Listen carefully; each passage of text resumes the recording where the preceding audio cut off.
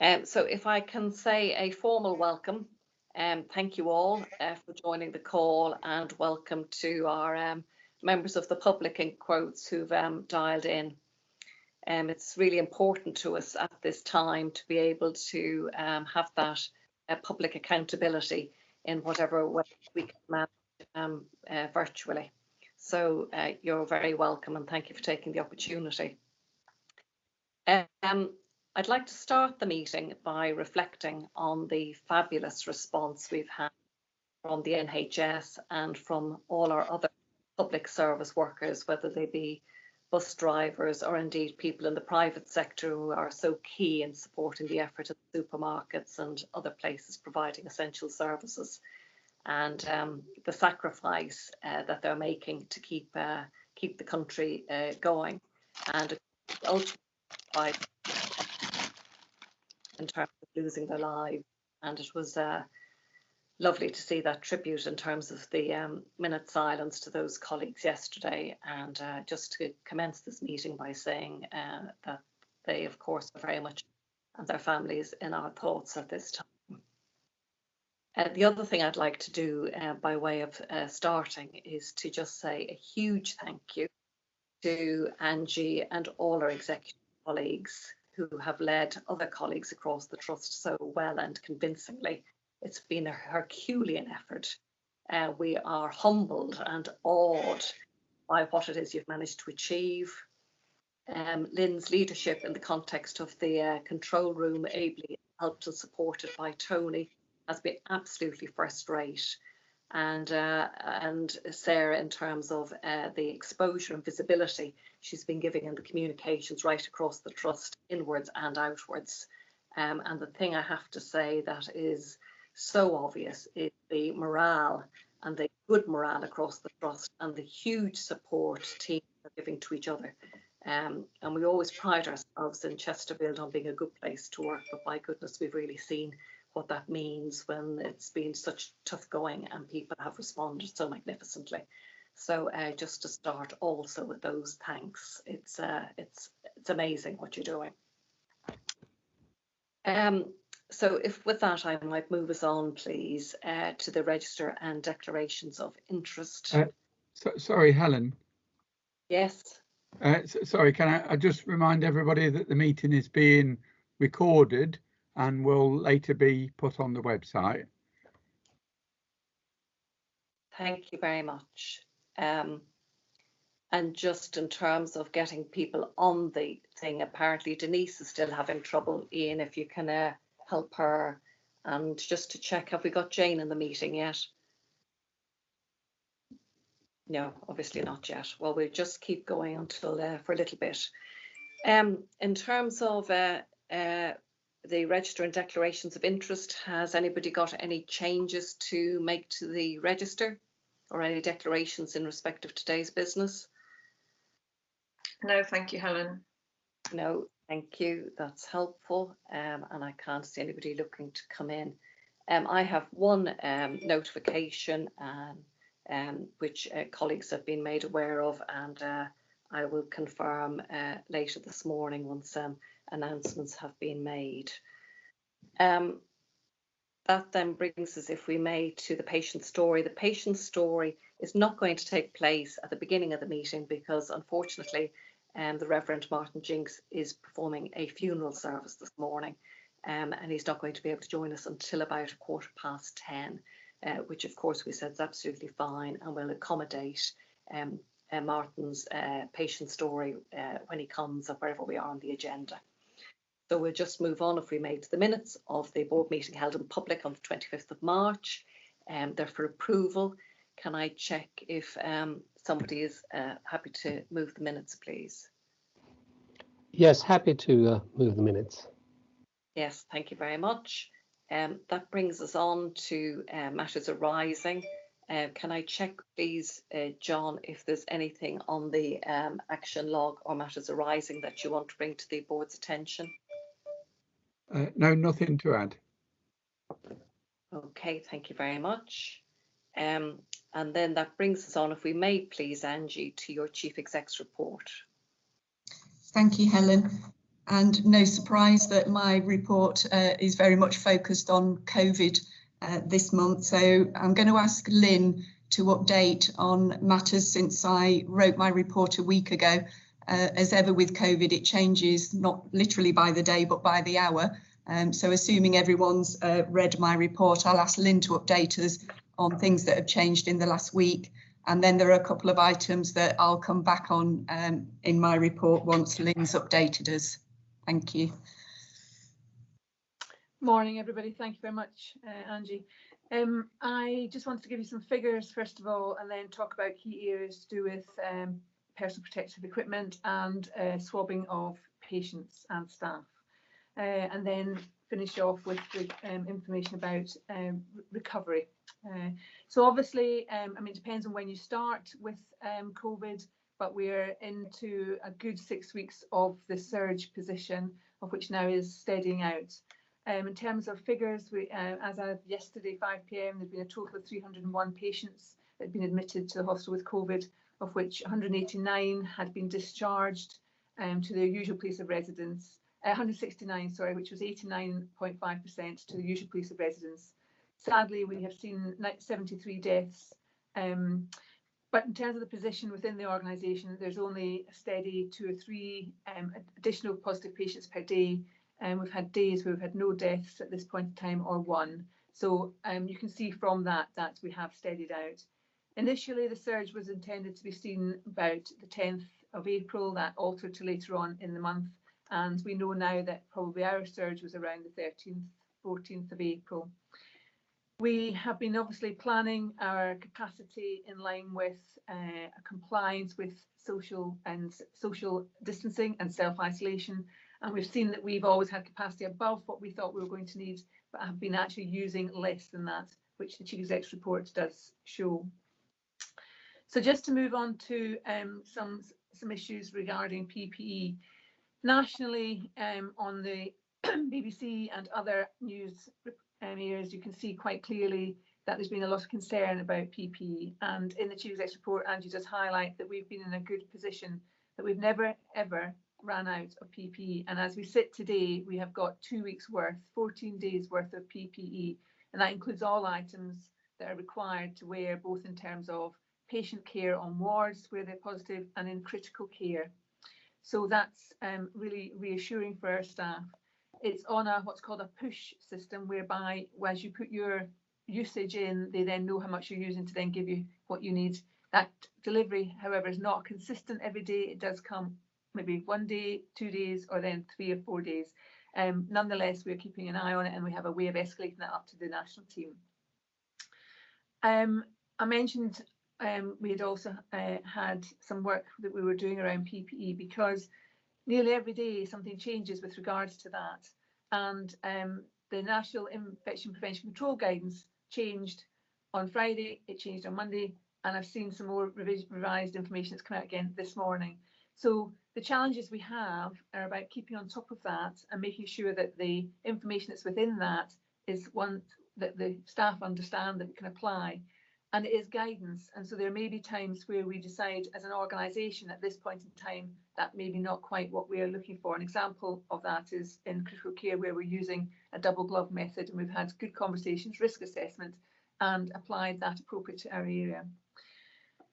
So PPE, I think with confidence, I can say to you that all is well there at the moment. You will be aware that we're moving into now the recovery phase, which was mentioned in Angie's report.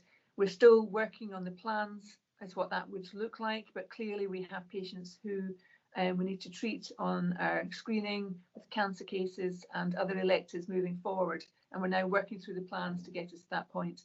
Nationally, we are getting information, as we did to stop things, to say, can we look at restarting this again?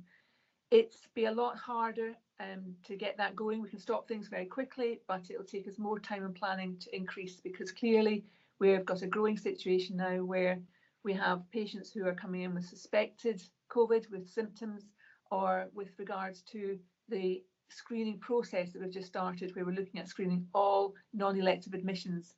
So that will be patients that are not symptomatic. So we'll have a pathway for that as well.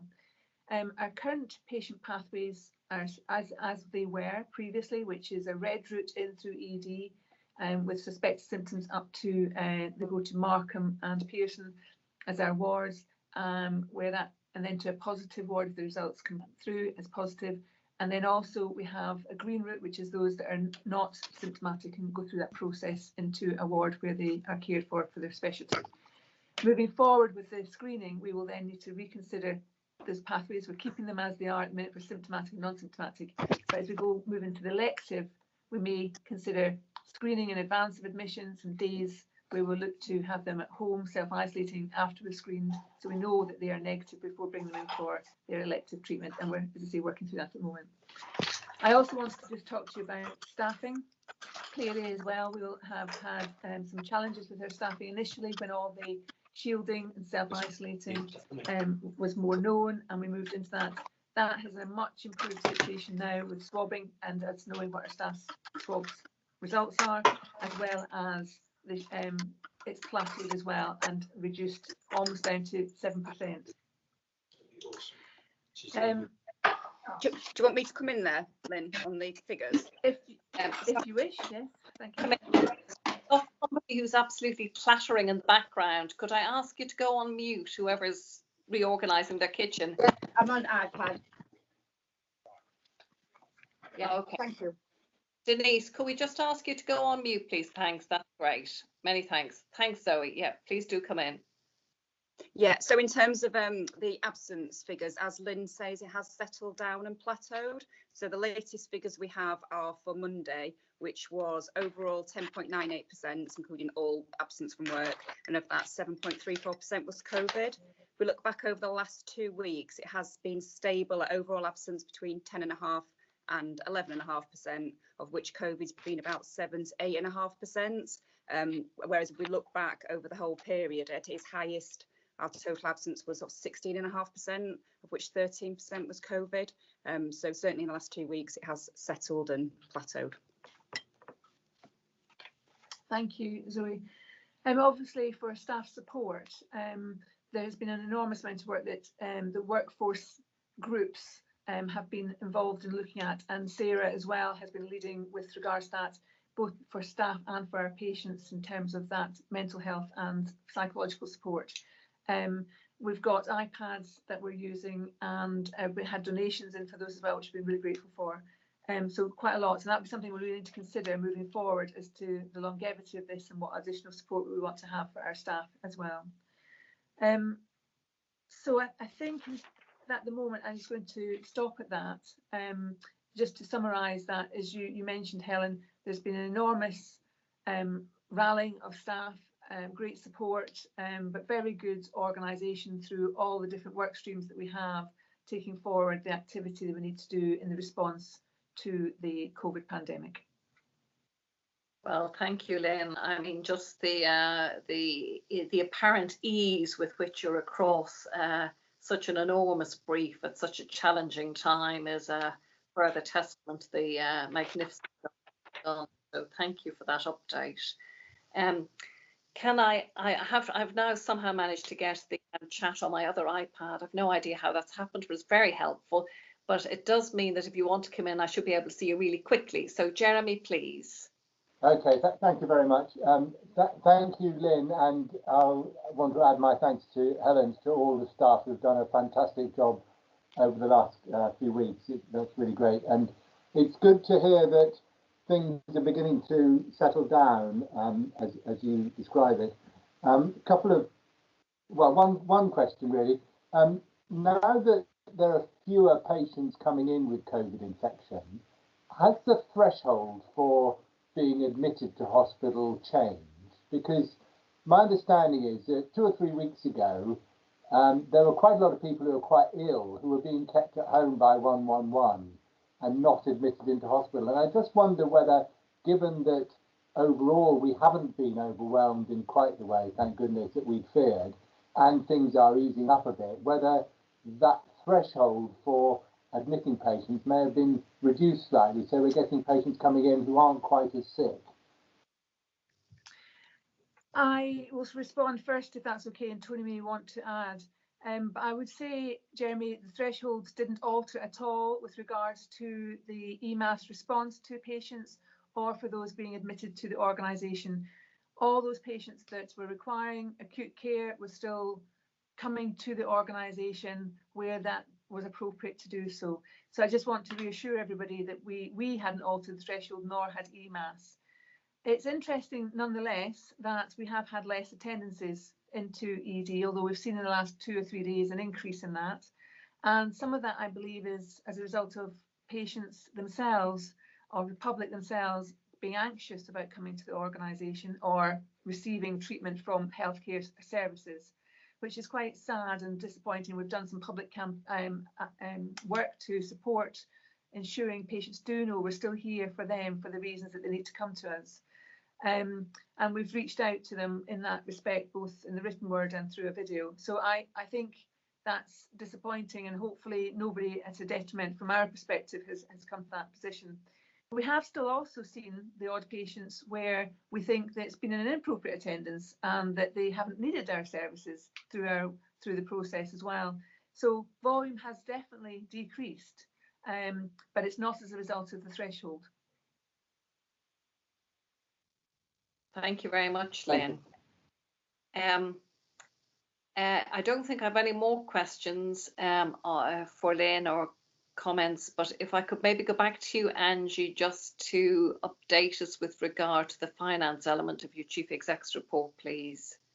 Yes, and if I may, can I just mention one other COVID-related item? So to reiterate, thanks to Lien and team from me personally. They've done a fabulous job. And my other thanks is to our local community who have just been amazing, whether that's in donations of food and gifts for our staff, which have been on a daily basis, but also to note the charity work. And the figure, again, is out of date when I wrote this. I know we continue to get donations and that Beverly is working with staff and the team to consider how we want to best use that charitable donation. But I think it's worth board formally noting the generosity of our local community and that we will invest that wisely in supporting our staff going forwards.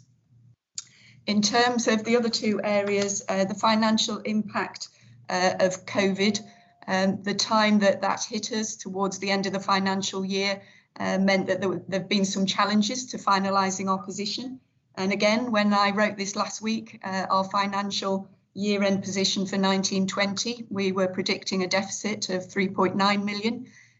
Thanks to Lee and the team, the work that they've done while managing everything else going on means that position will be more positive. There's some final technical work to do, but it means we will honour our commitment to get to that break-even position. So a positive story, and thanks again for the work that everyone's done to make sure we achieve that financial outcome, which will support us going forward in any investment decisions that we'll pick up later on the agenda. And then the other item is just to ask for board's approval, given the COVID position, to delegate sign-off of the annual report and accounts to Audit Committee. Nationally, there's been changes to the deadlines.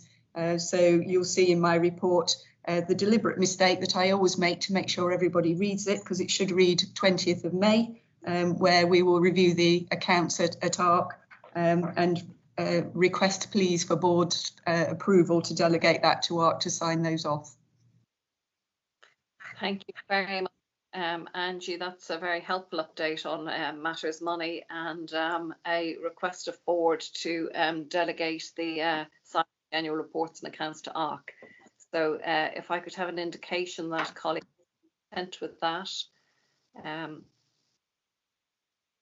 Yes, thank you very much. That's helpful. Thank you for those replies. I'm going to move us on now, if we may please, to the board assurance framework.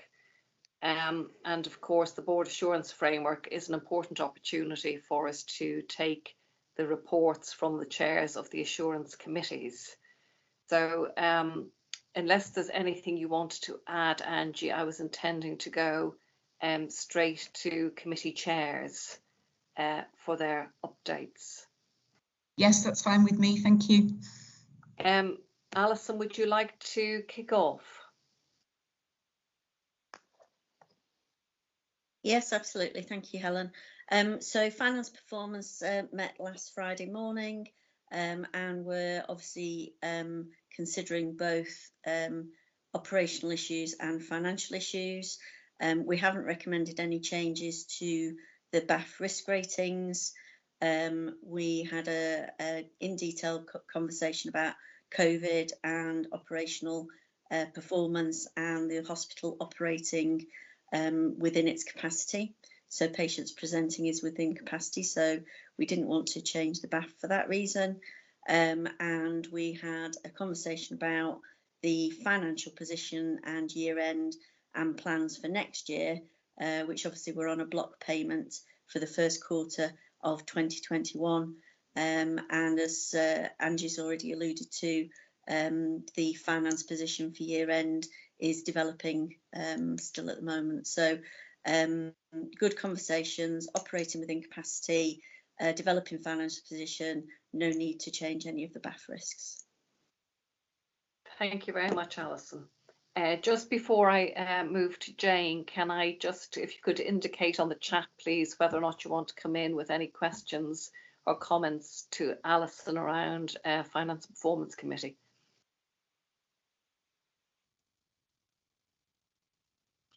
Can't see any at the moment, Alison. You might have a reprieve. I will move, if I may please, to Jane for Quality Assurance Committee. Okay, QAC met 2 weeks ago just to consider a specific issue around ethical decision making, and there's a paper on the agenda further down. I think that relates directly to BAF 1.3, which is about quality of services will not meet expected standards. We didn't actually consider it in the context of the BAF at the meeting, but I think when you see the paper, you won't want to make any, or probably won't want to make any amendments to the BAF scoring. I think you'll find that there's a very good level of assurance from that paper, but I don't want to preempt the discussion. Thank you very much, Jane. And as you say, an opportunity to discuss that decision-making paper later. But can I check if anybody wants to come in more generally about any elements of the BAF that relate to the Quality Committee's work? Nobody indicating at the moment. In which case, Jeremy, may I go to you for, oh no, sorry, I do have one. Sue, can I go to you, please? You need to come off mute, Sue.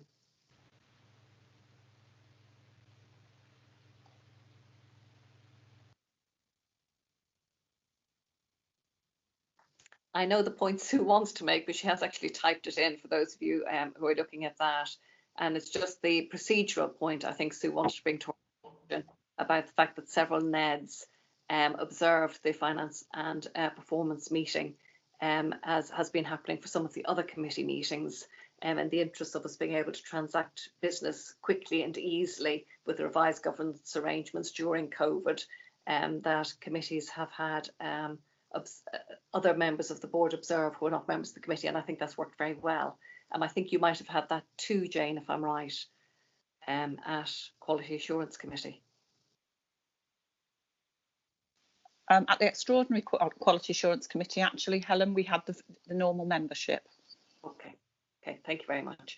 So I'm just going to go, Jeremy, now, if I may, to you for People Committee, please.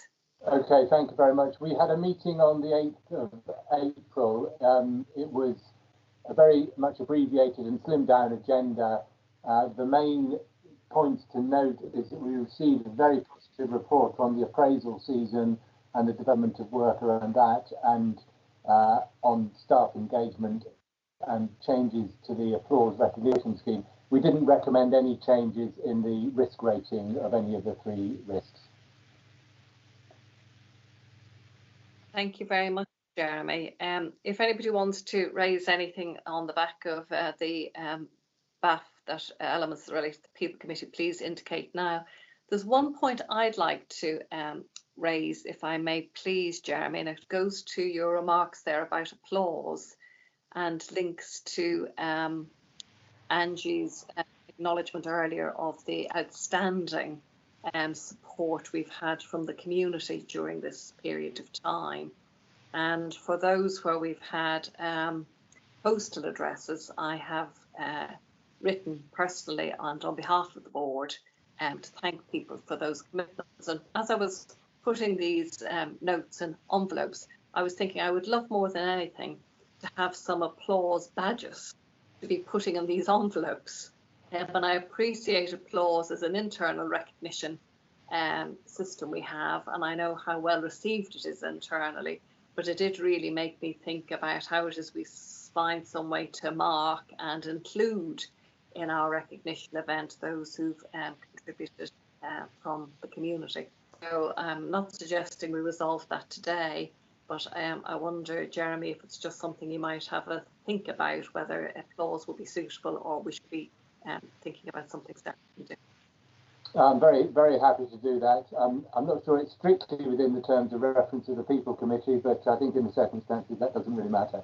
But no, I'll give it some thought and maybe talk to Zoe and Angie about that. Thank you very much. Now, I'm going to come back to an idea from Beverly that we can issue certificates of thanks in terms of Ken being able to do that on behalf of the charity, which I think is a lovely idea, Beverly. So we'll note that action as part of the minutes of the board meeting. And thank you for that.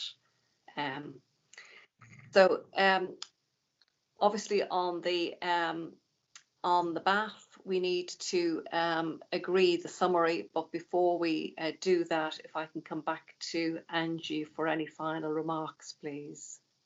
Thanks, Helen. It was just to note the comments from chairs that the April meetings were somewhat abbreviated given the circumstances, but knowing what we know around COVID now, how we move forward, I think just a moment of reflection to say that we are going to review the BAF as we originally planned to do and conclude last year, ready for May meeting, and make sure that we feed through, if you like, as normal, the discussions through the May committees. So it was just to note that for board. Thank you very much.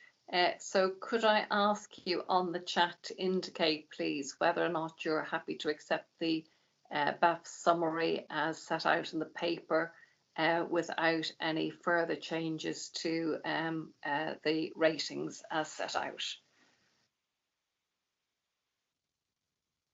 Thank you very much. That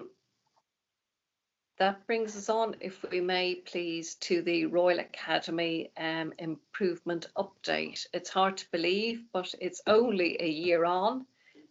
So this report helpfully describes to us progress in the first year, but also gives us some insight into the very important role the Royal Academy has played in our COVID-19 response. So we received the update in that context. Is there anything you'd like to say, Tony, by way of introduction? It's an absolute pleasure to present this report, Helen. As you say, there is a typo in there. It should be January 19, not January 18 on some of the slides. You're right, the progress inside a year has been amazing. It has contributed to staff feedback in terms of engagement, being able to get involved in change easily and be equipped to do change. It was a contributing factor to being, as a trust, being highly commended with the HSJ award on engagement back in November. All of our improvement work is completely aligned to the operational agenda and the system agenda. That's how we've been able to respond so well through the COVID period in that calm demeanour that you describe us as, because we already knew the transformation we wanted to put in place.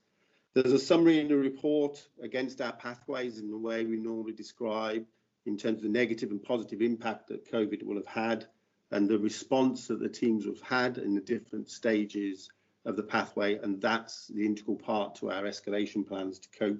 And you'll see summaries about critical actions to embed some of the changes we've put in place, and we've completely cross-referenced to the system work that we're doing as well.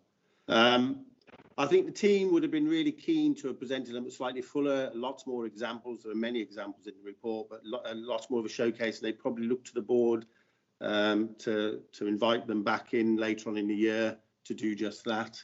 I have to give special thanks to Maria. I think as an individual, she's grown immensely as a team, but she's led this and driven it really well. And coming to the board next month will be a newly, and to Finance and Performance Committee in particular, and the other committees, will be the modified integrated performance report using statistical process control. So many of you have been on that programme.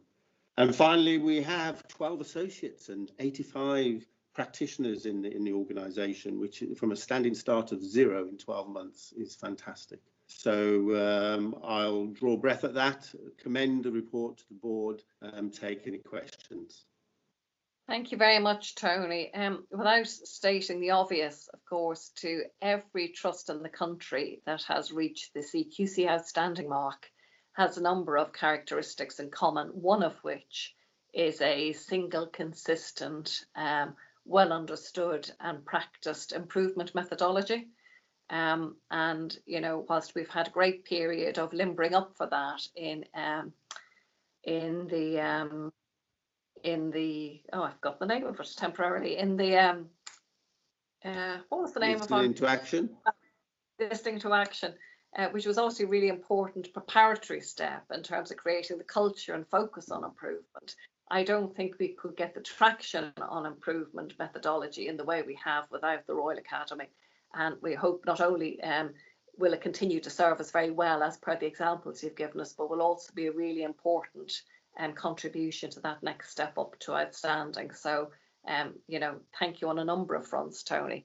Atul would like to come in, and I'm going to go to Zoe after Atul. If anybody else would like to come in, please do let me know. Thank you, Helen. Yes, I'd just like to underline the point there, because I, along with other NEDs, were able to attend a whole day workshop with the Academy, and we saw from the inside. And having been involved in similar things in other lives, best value reviews and so on, I was quite struck by the fact that we had staff from all levels involved here. It wasn't just something that management were driving, but you know, lots of staff at frontline level were coming in with lots of ideas. And I think that's where a lot of change gets generated. The really good ideas come from there. And this was really taken on board. So that whole day I spent, I was really pleased with. Thank you. Thank you, Atul. Excellent. Please may I go to Zoe? Thank you, Helen. My comment was linked to listening to action, which you mentioned there. And really, we think that's where we sort of started our improvement involvement journey a few years ago now, and really how well the Academy has evolved that and think about where we are now. And I think that's a real reflection on our organisational culture as well, and how that's developed and evolved and grown in terms of involving our people in improvement. As I was reflecting on that, looking at the paper, so I think it's fabulous. Thank you. I'd just like to add to that by voicing over the comment Lynn's made on the chat about this being a fabulous paper, a credit to the organisation, and particularly noting and commending Maria's leadership, which I think we would all say here too. So can I take it that we note the update and are extremely grateful, Tony, and look forward in normal times to enjoying at first hand the showcases and examples, and perhaps we might even as a board go out and about to see them in their setting in the hospital as opposed to colleagues from the boardroom, because that will be a really nice and appropriately celebratory thing to do, acknowledgement of the fabulous work and brilliant outcomes that have been achieved. So well done to all. That'd be fun. Thank you. I'm going to move us on now, if we may, to the COVID-19 decision making. Helen, sorry to interrupt, it's Sue. There's another comment from Lynn, I think. I know you were trying to close, but just in case you'd missed it. I've missed that. Thank you very much, Sue. Thank you. Sorry, I think I confused you by making a statement and then also wanting a comment. What I wanted to add was around the fact that we've obviously had quite an element of improvement and transformation as a result of COVID that has gone at pace that might not have done it ordinarily. And I think it's to not lose sight of the fact that we've done that. And the report obviously mentioned some of that, but in terms of outpatients particularly, we have accelerated the improvement in there. And I think that's been invaluable in support of our patients during this time, and not to lose sight of that moving forward as we go into recovery. Thank you very much. I was going to probably bring out those points probably on the IPR, Lynn and Helen. Okay, well, feel free to go there again. Thank you very much, Tony, and thanks, Lynn. So, Lynn, if we can have you up again, please, in terms of COVID-19 decision making, the paper that Jane has already trailed further to your more detailed considerations in the Quality Assurance Committee, please. Okay, thank you. We met through an extraordinary Quality Assurance Committee meeting because we felt it's important to listen to what board members had been talking about with regards to the ethical decisions that we may be needing to take over the course of the pandemic, and also to ensure that we had the appropriate escalation and conversations at the right level within the organisation and beyond the trust where needed.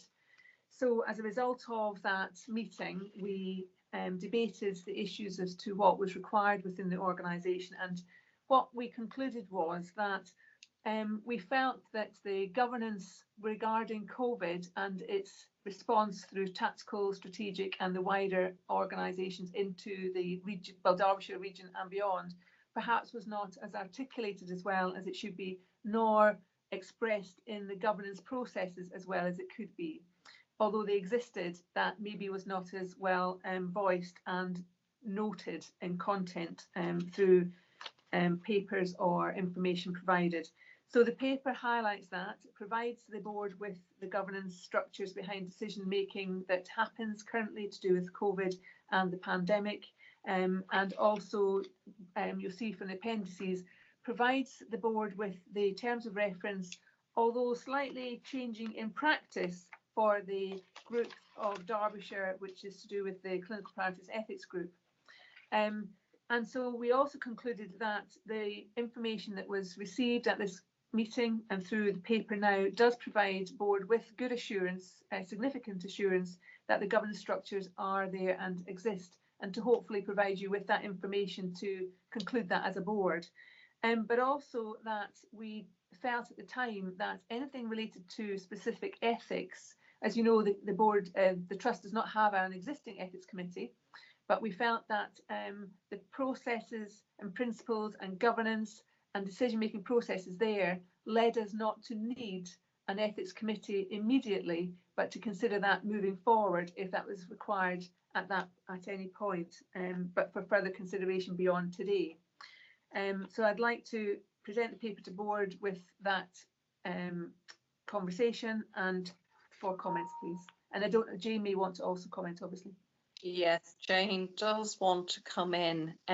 Before we go to Jane, can we just invite a comment from you, Lynn, please, on why the paper comes with significant rather than full assurance?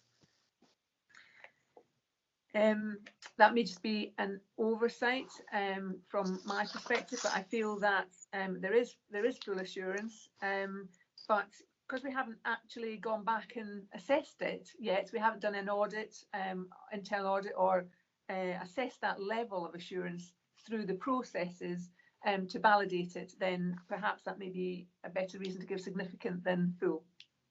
Thank you very much. Jane, can I ask you, please?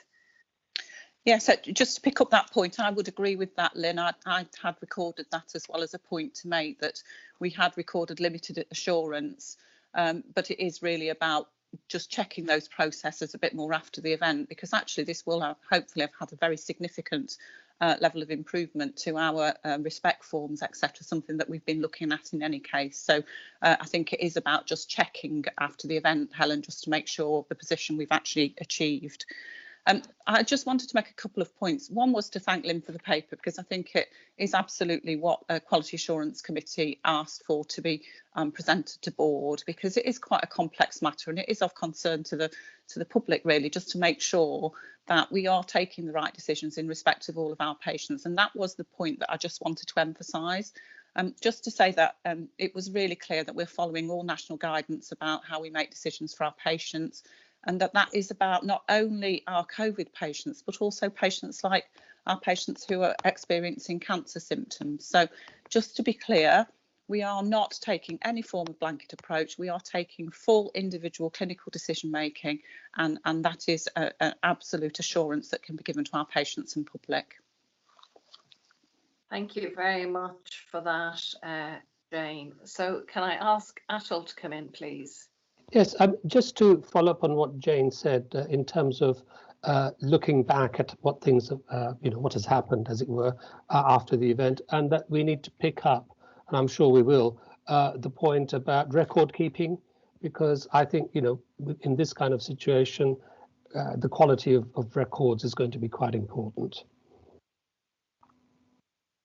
Thank you, Atul. If I may respond to that, Helen, unless you want to take my responses at the end, or no, that's fine.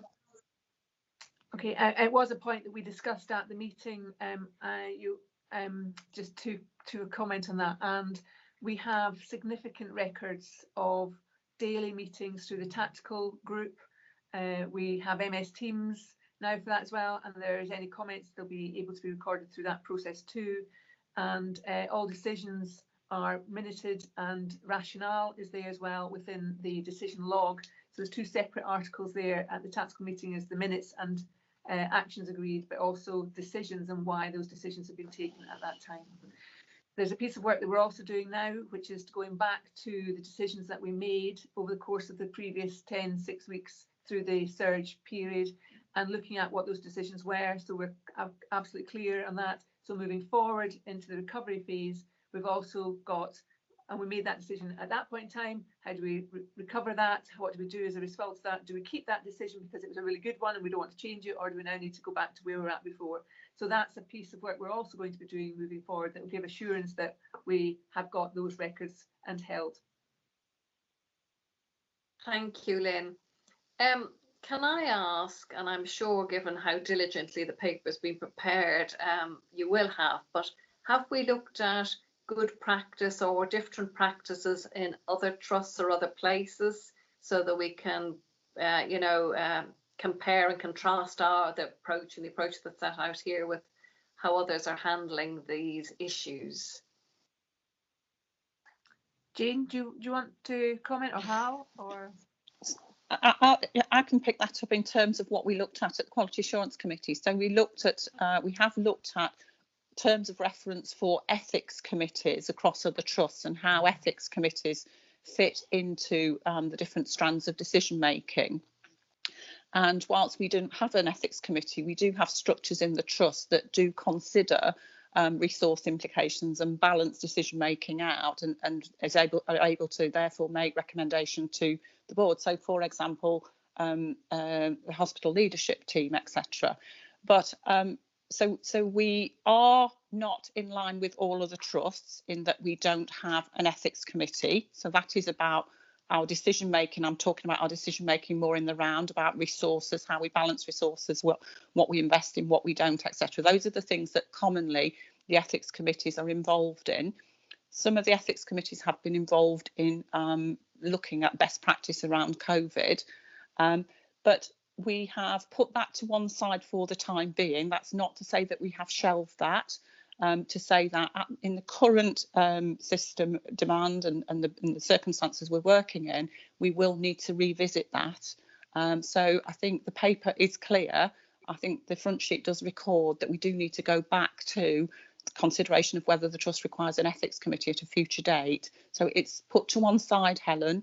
We did consider it in Quality Assurance Committee, but we felt that it would slightly muddy the paper in terms of what assurances the board actually really needed to see during this critical period if we actually went into that more fully at this time. Thank you very much. That's really helpful. A lot of support on the chat from colleagues, the way in which you've clearly set out the issues. So thank you both for that. I'm going to summarise by putting back to the board that we're going to agree that we are assured, and thank you for the approach, and note that you will in due course be giving further consideration to the issue of an ethics committee. And I'm presuming, Jane, that you'll do all that under the auspices of the Quality Assurance Committee Forward Look programme. Yeah, happy to pick that up, Helen. Thank you very much. So if you could just indicate on the chat to me, please, those who haven't already, that you're content with the approach as set out, that will be helpful. And Helen, I had one comment. It's Sue. yes, thank you, Sue. Just to share the fact that as NEDs, we've been very engaged and involved in all of that conversation through Jane. So I think we feel as though we've had really good engagement in that, and I'm very content with the outcome that it's reached, and well done to the team for getting us such a clear paper. Thank you very much, and thank you for everybody else who's responded. It looks like we have a full house that are very content with the approach, so well done and thank you. So I'm going to move on now, if I may, please, to the Guardian. Well, Hal, I'm afraid, Hal, you better be in good voice.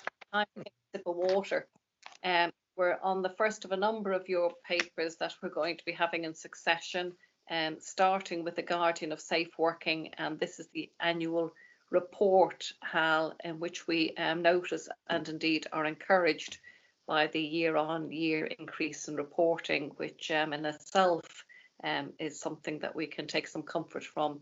But if I could just invite you to make any introductory remarks you might wish to. So thank you. Just at the beginning, I'd like to thank Pauline Fraser, who is our Guardian for Safe Working, for her work over the year and indeed in helping to produce this report.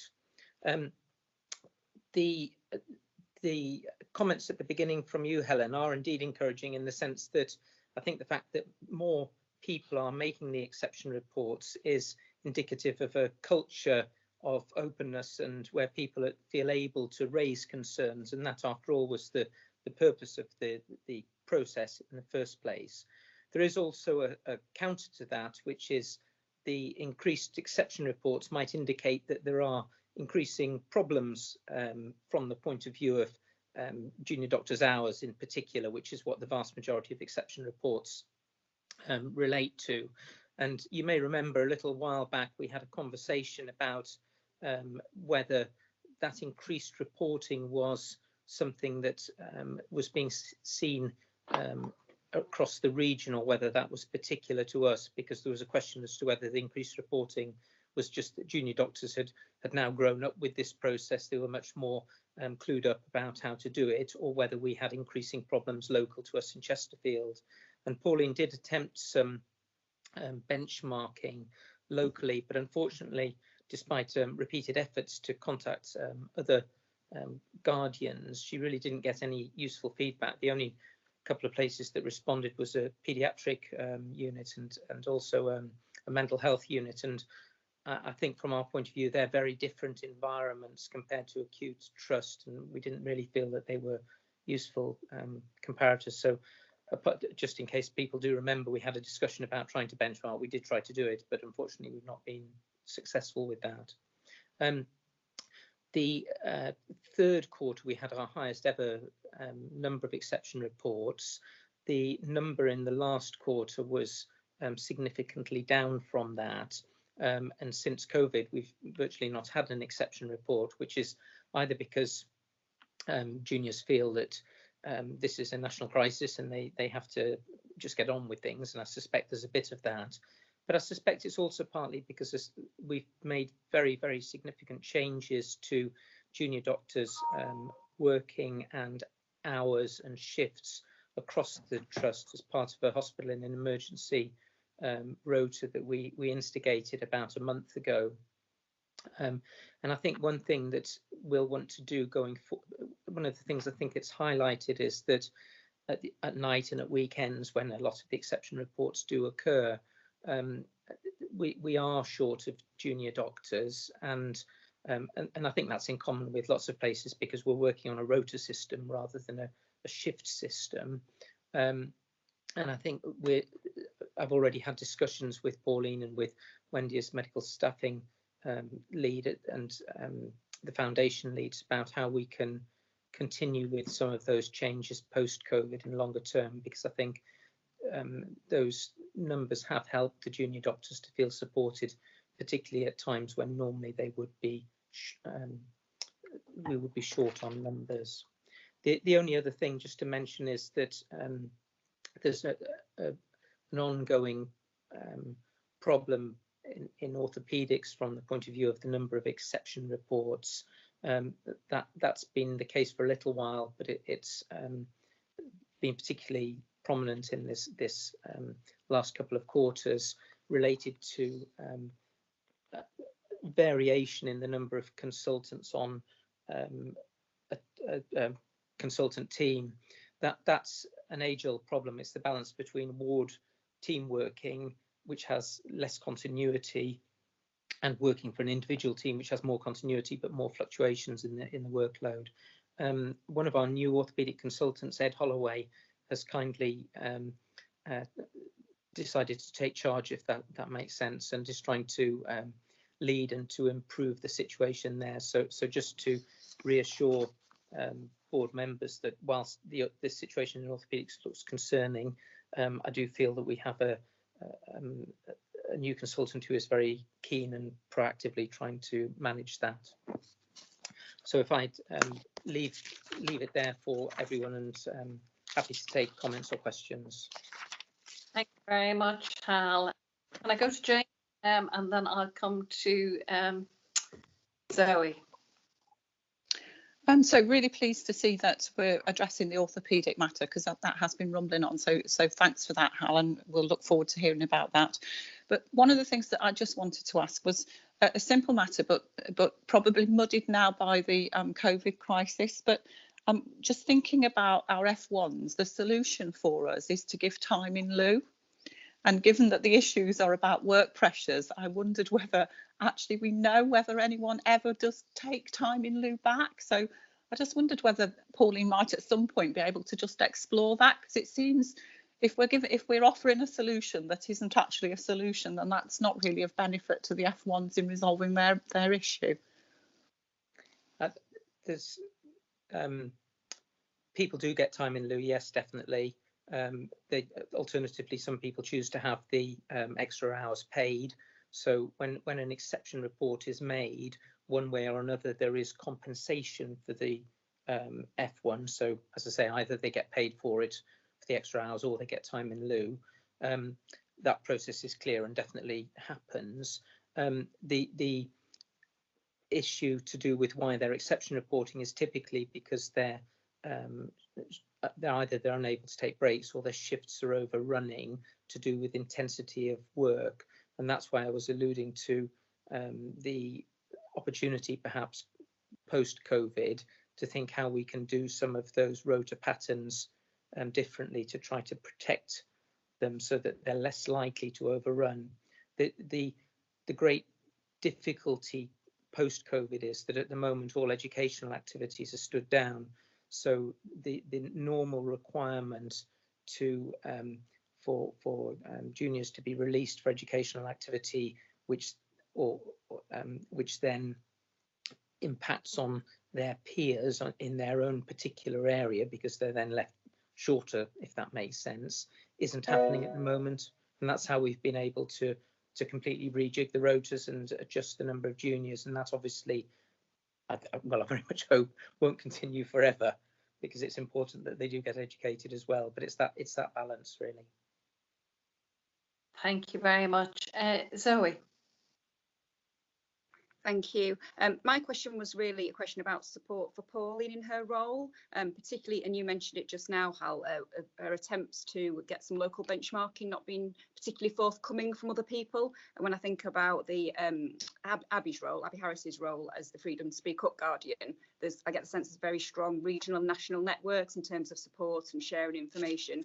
So it just made me think what support is available for Pauline and her role externally to the organisation. So I know she gets the support internally. Is there anything similar externally? I don't know externally. I know that Pauline does have a 0.2 whole-time equivalent that supports her with the admin side of things. But what the equivalents are in other trusts, I'm afraid I don't know. I could ask Pauline to ask. Yeah, the reason I raise it is I know Abby does feel support from having that external network. It's a benefit to her in her role, because sometimes it can be quite a lonely role. Yeah. So it was, it was a, could that be something helpful for Pauline if it exists and if she's connected into it?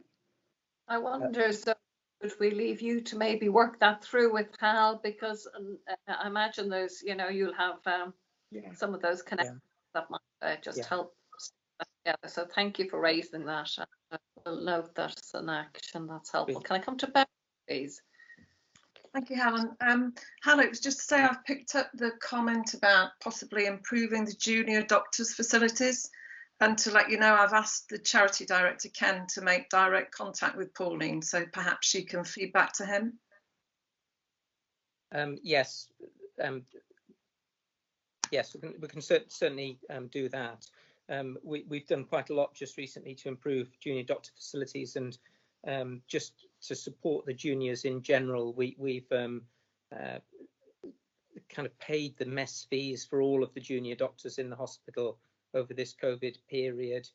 We've done a lot extra sort of food and drink support for them within the mess, which we're paying for, well, which is being paid for centrally out of my budget, in order to try to support them in general and to try to improve some of the facilities. There was some central money that was allocated to us as well, which is the money that's referred to in the report, which the junior doctors have been very involved in deciding how they think it's best to spend it, rather than me or Ian or Pauline, for that matter, deciding what we think's best. Okay, thank you very much. So I'm going to suggest that we note the report. I'd be grateful if you would indicate on the chat if you're assured with the report and what you've heard of our practice and our response to reports over the past year, please. And once I get that, I'm going to go back to the agenda, because the Reverend Martin Jinks has now joined the call. Good morning, Martin, and a very warm welcome to you. I know you come to us having just performed a funeral, so we're very mindful of that, but we're very pleased that you're able to join us. We've had a synopsis, and we look forward to hearing the patient story at first hand. So just to conclude the Guardian of Safe Working report first, thank you all for indicating that you're assured, and thank you again to Hal, and to convey our thanks to Pauline for all her hard work, noting Zoe's offer by way of an action to leave with the HR network to understand how we might be able to connect Pauline with others in a similar role elsewhere. So just going to go now back to the patient story item at the beginning of the agenda, and welcome you, Martin. Is there anything you want to say first, Lynn, by way of kicking off or introduction? Just to thank Board for the opportunity to bring to Board a story which is connected to our current situation relating to COVID, particularly how it's really difficult at the minute for patients to be connected with families, and this was earlier on in the surge position of our pandemic response, and so this is why the story is particularly coming to Board, because of the nature of it during a time that we know is very difficult for families. Thank you very much, Lynn. Martin, we can't see you. Say something and you might pop up on our screens. Can you hear me? It does say I'm muted. We can. Yes, Martin, we can hear you. We can hear you.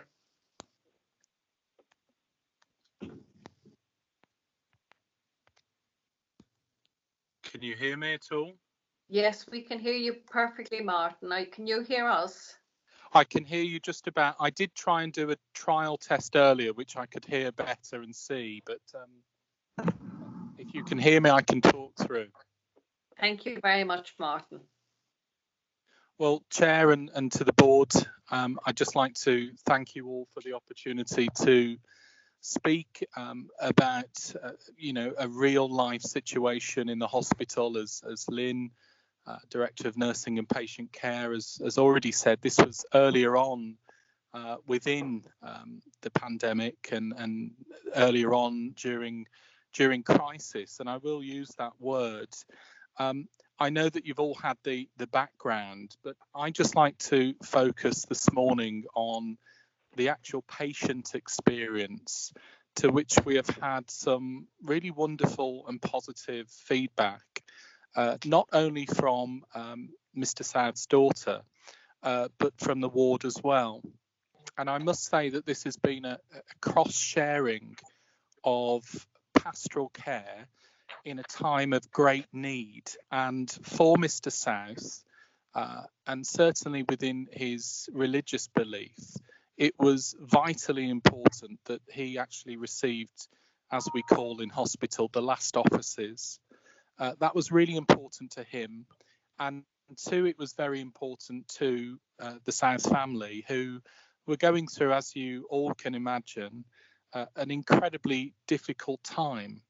And of course, with all of the new protocols of clinical care taking place, I need to tell the board and to all listening that I was absolutely incredibly moved and taken back in terms of the nursing and medical care that was taking place on the ward. And I can still validate that up until, last night. I was on ITU last night and Mamba's ward, and, from the very early on period of crisis to now, the care for me and for so many others in terms of patient experience has been absolutely outstanding.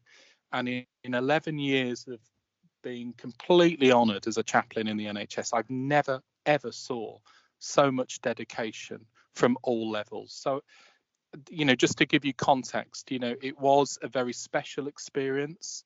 It was an experience that, thankfully, because, as you know, last year, the trust, you as a board, invested into chaplaincy and spiritual care, that we were able to respond to this patient need urgently. And of course, with the pandemic, there has been lots of rules around the external chaplaincy provision to which we receive usually on a daily basis. And so from a team of 8, recently there has been me and one other cleric. And as the chair and other board members knows, we will be very gratefully receiving a Catholic chaplain to join us shortly this week as well. So again, the patient experience is quite awesome at this time. But going back to Mr. South, of course, at the time, the ward matron told me that it was my decision to offer last offices, and there was no obligation to do so because of the risk of not knowing if Mr. South had contracted COVID-19. But again, I think as we all know, and this is not me, but it's the role of spiritual care, in a time of crisis and need, chaplains should be frontline staff alongside nurses and doctors and the other support arm of the trust. And so rather than physical touch, which is normally a great pastoral response during last rites, I decided to make an offering of kneeling beside the bed, at that point I was joined by nurses that were standing behind me, who wanted to be there for Mr. South's family. Now, Mr. South sadly was not responsive at this time, but his daughter and other families were able to be present to witness the last rites. So really, I think the grace and the hope and strength to which all of us as a team, chaplaincy, ward staff, switchboard, who were very, very good in making sure that the contact was made urgently, all aspects of all of us as a team coming together, I think, and we've received, of course, comments from Mr. South's family, brought a holistic approach that without chaplaincy and spiritual care within the hospital perhaps would have had a negative impact on end-of-life care in such an unusual circumstance. Martin, what an amazing story.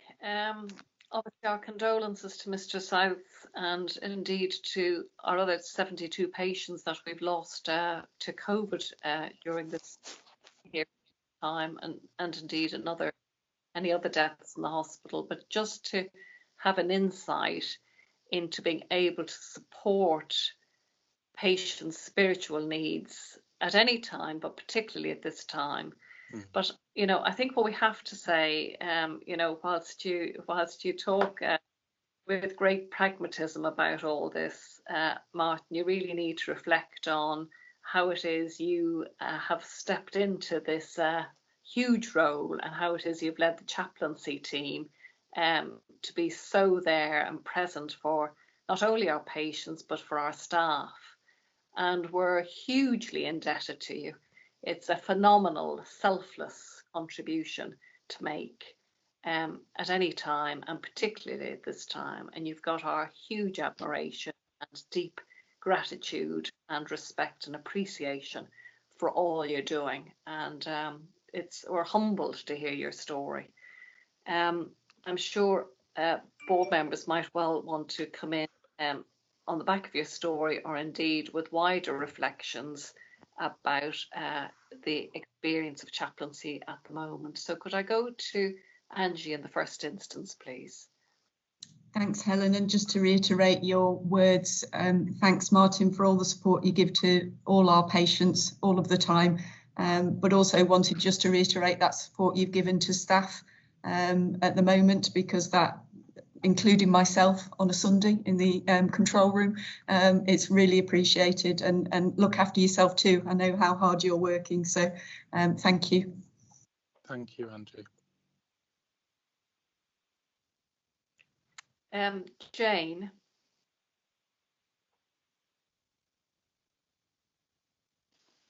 I just commented that's so important for staff as well, not only for staff wellbeing, but also really just for staff to know that we've done the right thing by our patients at the end of life, and so critical that they feel that care is complete using the services of our chaplain.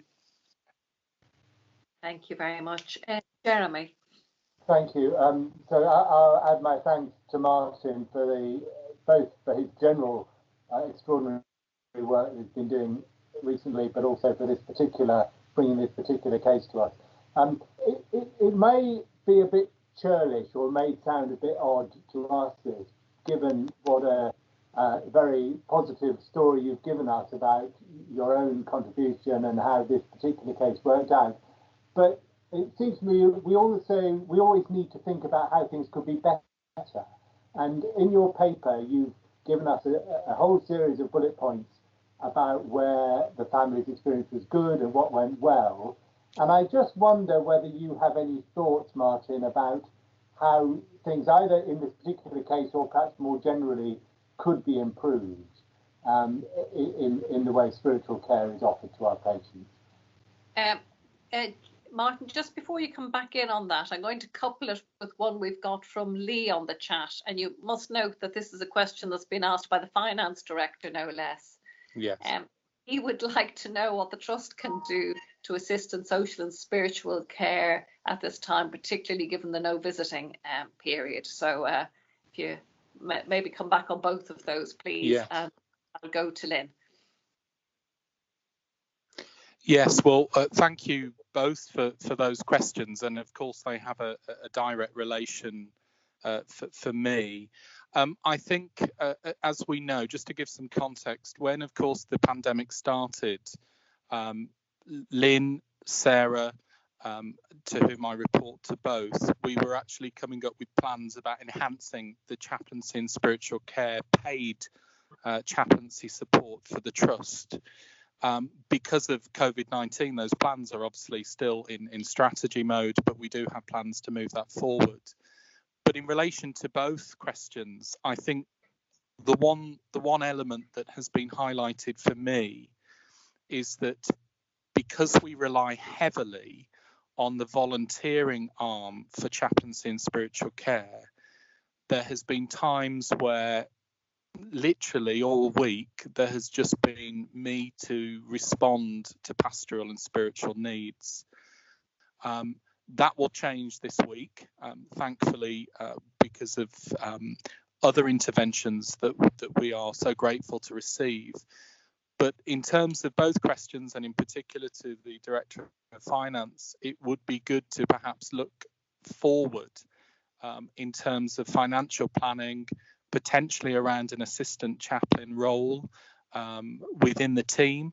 We, of course, are expanding our knowledge all of the time in terms of local spiritual and pastoral groups that can offer us so much help and guidance. And as a whole, really, in Chesterfield, the spiritual and pastoral element to the hospital, just to remind everyone, is still pretty new. So yes, there has been a chaplaincy arm in the hospital, but that has been more of a religious approach rather than a pastoral approach of support, not only for just patients, but for staff. And I equally think there is so much more that we can be doing. And I actually had a conversation with Lien yesterday around the approach of pastoral care for staff following, of course, when we go back to a form of normality. So I guess really one would be looking at a larger budget. We are a team of 8, but just to remind everyone, there is just me who is a paid member of the team. Everyone else is a volunteer, and because of other health issues at the moment related to the volunteer arm of chaplaincy and equally the isolation rules and regulations, we have relied heavily on a member of the team. As we know, equally our on-call support is so valuable out of hours. It has been something that I've been able to manage very, very carefully by sort of changing hours. So sometimes I will do a later evening, and as Angie mentioned, I will work on a Sunday as well to try and reach out to all different areas of the trust rather than just midday sort of staff. And it's been a huge blessing, I've got to use that word, to see people on different hours, different shifts, different areas at different times where normally chaplaincy wouldn't be so prominent. So 2 things. One would be I would ask the board to look at perhaps a larger budget for chaplaincy, and number 2, to really expand our vision of spiritual and pastoral to the community, to which we can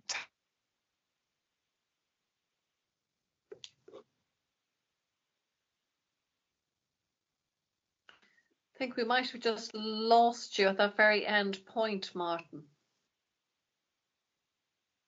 I think we might have lost Martin from the call. I'm back now, Chair. We didn't miss that much, just a second or 2. Sorry, can you hear me now? Microsoft Teams has just gone down on my tablet. No, we can hear you. We note that that remark, Martin, about the fact that with more resource we will be able to increase the level of service and and touch more people at the right time and in the way they need. So we will definitely take that way as an action to consider. And thank you for just bringing to light what the benefits of that investment would be. And we will definitely look at that. I'd just like to go. Helen, can I come in? Sorry, Helen. Just to respond to that. It's Lee. Hopefully, I'm appearing. And there's a legitimate funding source for that potentially. So what Martin has described is a difficulty with the old pastoral arrangements because of some of our team that couldn't come in. We can claim additional costs specifically related to the COVID crisis, and I would have thought some interim additional resources to chaplaincy would be one of those things. So I'll have that conversation potentially with Lynn and Martin after the board. Thank you very much, Lee. Wonderful. Can I just go back to Lynn, please, and then I'll come to Mike. Lynn. Thank you. Obviously, in terms of Mr. South himself and his family, Martin's connection with the family beyond his passing was one of the key things that I think really touched with the family. So any pastoral support beyond hospital care, I think, is that good connection. And you'll recall, I don't know if everybody can see, but with regards to a chart that we have that is all that care that we're looking at from a COVID perspective as well, that Sarah Ward, who's shadowing me today on the call, has been involved with, and with Martin. So I think it's extensive what we are doing to try and reach out, and the support we've had from Derby University as well with regards to donations of technology and iPads and things. So it has been a whole encompassing thing. But the family and this patient, there's no doubt that the passing for them and the circumstances was made so much better for the ability for Martin to be flexible, come in at short notice and out of hours. And I think that's that flexibility that we're encouraging in the organisation with our staff, and Martin upholds that very well. Thank you, Lynn. Mike. Thanks, Helen. It's really a comment perhaps towards Bev and Lee that we had a charitable funds meeting yesterday to decide how we could best use some of this, exceptional cash that's flowed into the organisation. And that was obviously before I heard Lee talk about the fact that we might be able to claim some funding back centrally. But I would have thought there's very little better use of donations from the public than the sort of things that we've just heard about. So I think that when we're planning our use of those funds, myself, Bev and Lee should just be mindful that the chaplaincy is part of the overall well-being that we're looking at, and make sure that we don't miss an opportunity to invest where appropriate. Thank you, Mike, for that. And we'll leave that with you and Beverly to have a think about alongside Lee's action there, which he's offered to do in terms of central resource. So, Martin, thank you so much. It's been wonderful to hear. We're so grateful. Every blessings in your continued ministry at this really challenging time, and I think you've had a very good indication that any resources we can find you, Martin, will find you, because it's really important that we bolster your effort in whatever way we can. So thank you so much for coming, and take care. Thank you, Chair. And can I just add just one comment, and that's I'd just like to really tell the board, on behalf of all of the chaplaincy community, we are eternally grateful for your support, Dr. Helen, the support of Angie, and the support of all of the board. In particular, can I just have a personal word of thanks to Lynn and Sarah, of course, who line manage chaplaincy. Their support has been invaluable, and I have never experienced as a head of department so much care actually and strength in order to do the job, and I just like that to be noted, that the support from, if you like, all of you, the captains of the trust, who are steering us so very well. I'd like to thank you on record for your total inspirational leadership during such a hard time, and and I hear that daily on wards, and I just like to share that with you. Well, Mark, I'm not at all surprised to hear you say that about my colleagues, but I'm very pleased, and thank you for the public acknowledgement of everything our colleagues are doing. So thank you, and take care. Thank you, Chair. Thank you very much. Thank you. Hal, that's going to bring us back to your items, if we may.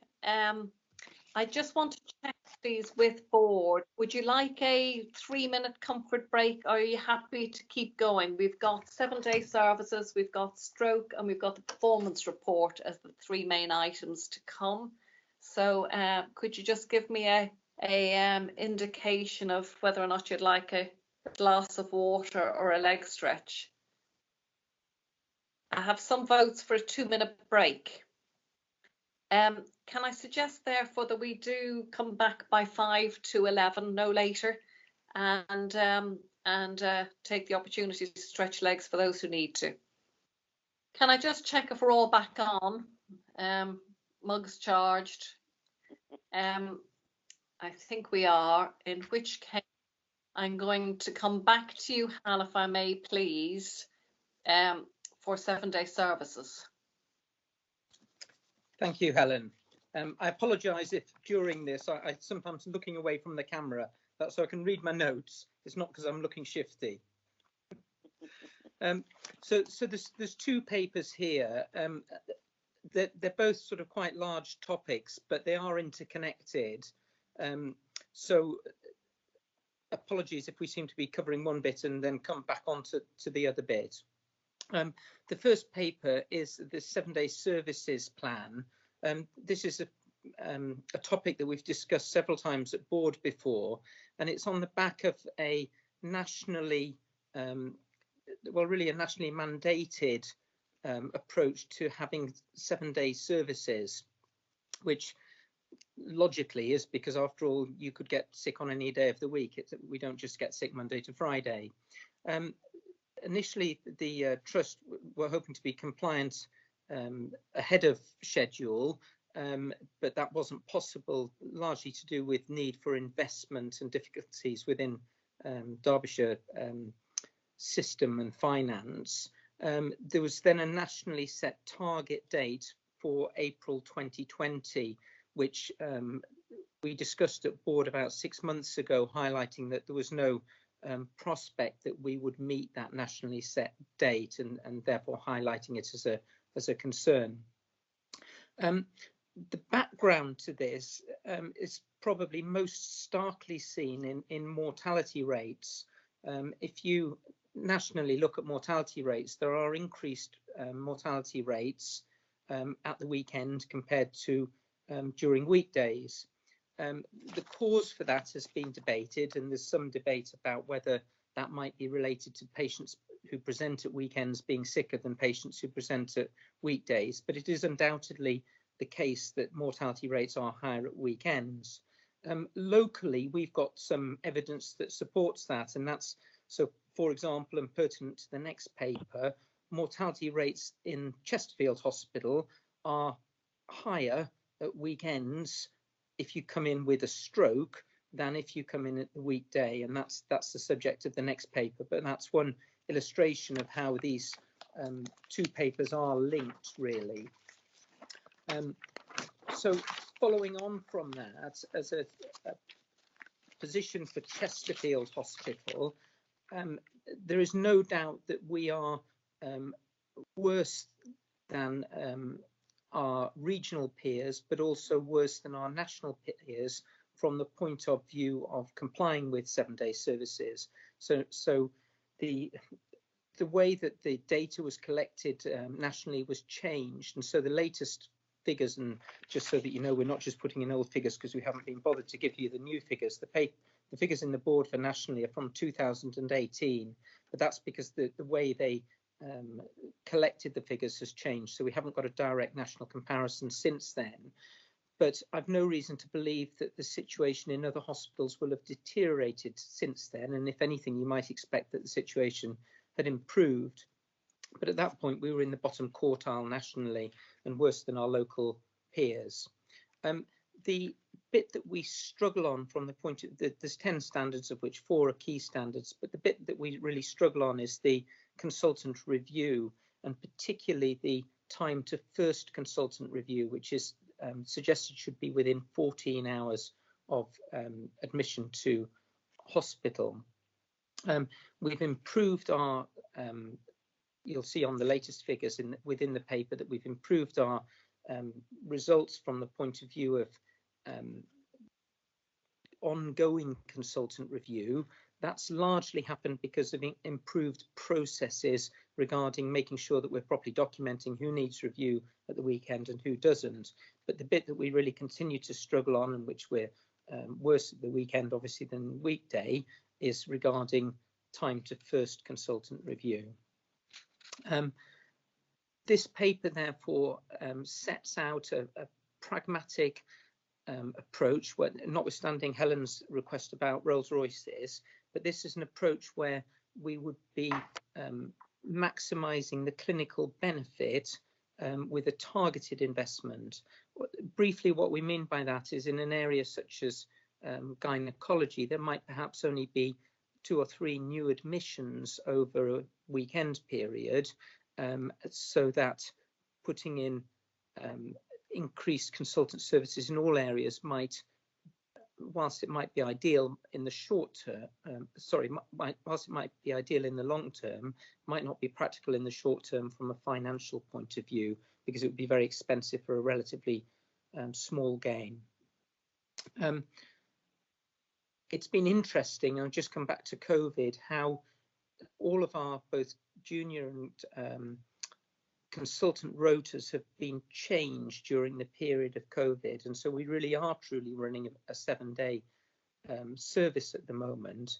And there's undoubtedly been significant benefits from the point of view of things like length of stay in the hospital. One of the reasons the hospital is very empty at the moment is because we've been having very early consultant review and decision making regarding when patients can go home and moving their treatment plans forward in order to make a difference for the benefit of our patients. And whilst we can't continue to run this rota either from a consultant or a junior perspective outside of COVID, because it's only been possible because of standing down an awful lot of regular activity, I think it has demonstrated the potential benefits to our patients from having a much truer 7-day service. And I think that also leads on to the option 2, which we're recommending, has an investment required of just over £1 million, but I think there are potential significant financial offsets regarding decreasing length of stay. And we've discussed before that that's difficult to quantify exactly, and it's hard to know how much, whether it would be definitely fulfilled or not. But for example, in Warwickshire, in South Warwick Hospital, they managed to decrease their length of stay by between 0.5 and 0.75 days.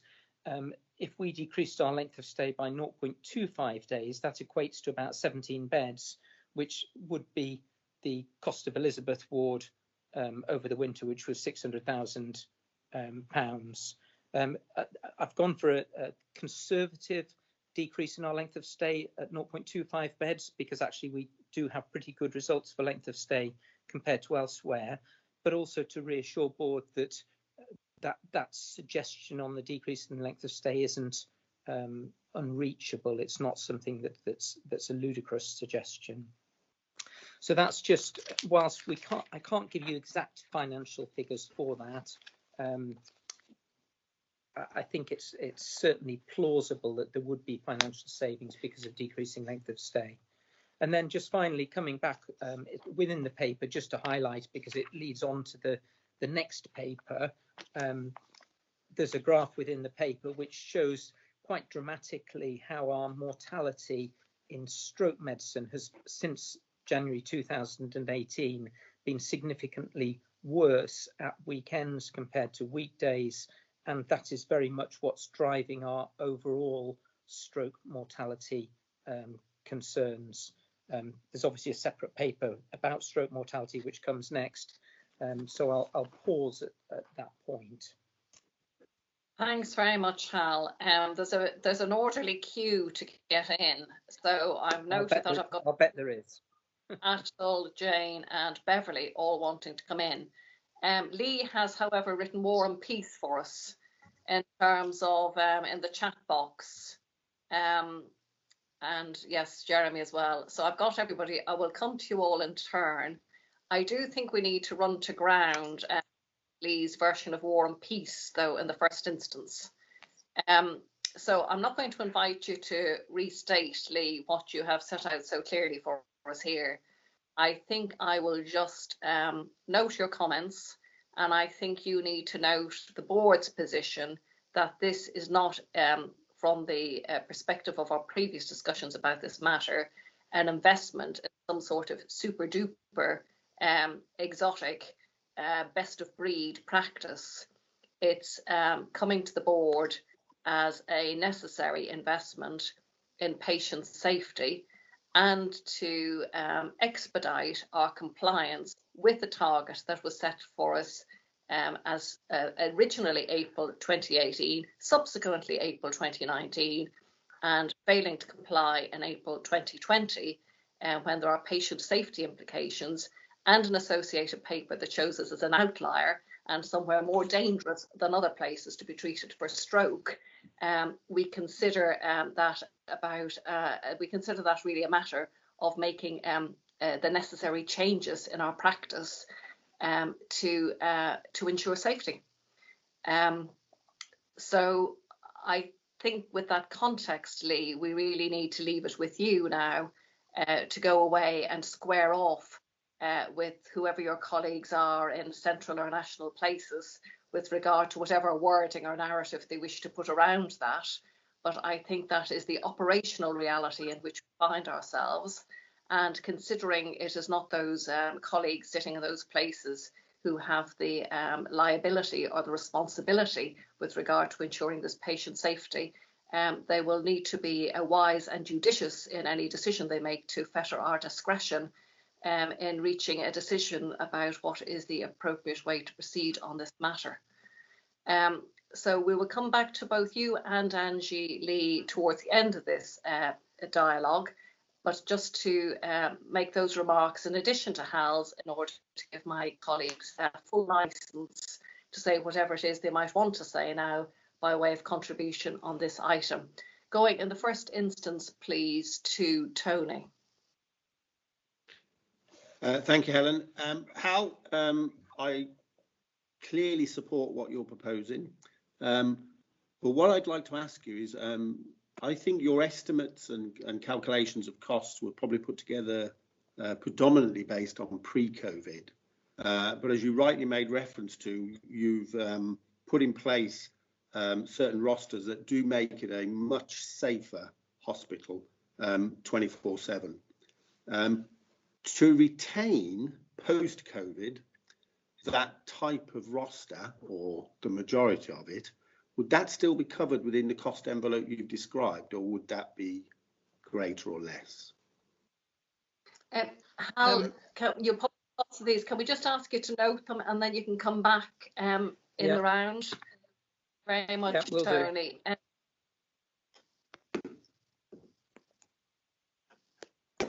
You're on mute, Zoe. So sorry, did you say me then? You just cut out slightly. Did you ask me to come in? Yeah. Please. Mine was a question about ability to recruit. So if we said yes, how straightforward or not for the various roles do we think that would be?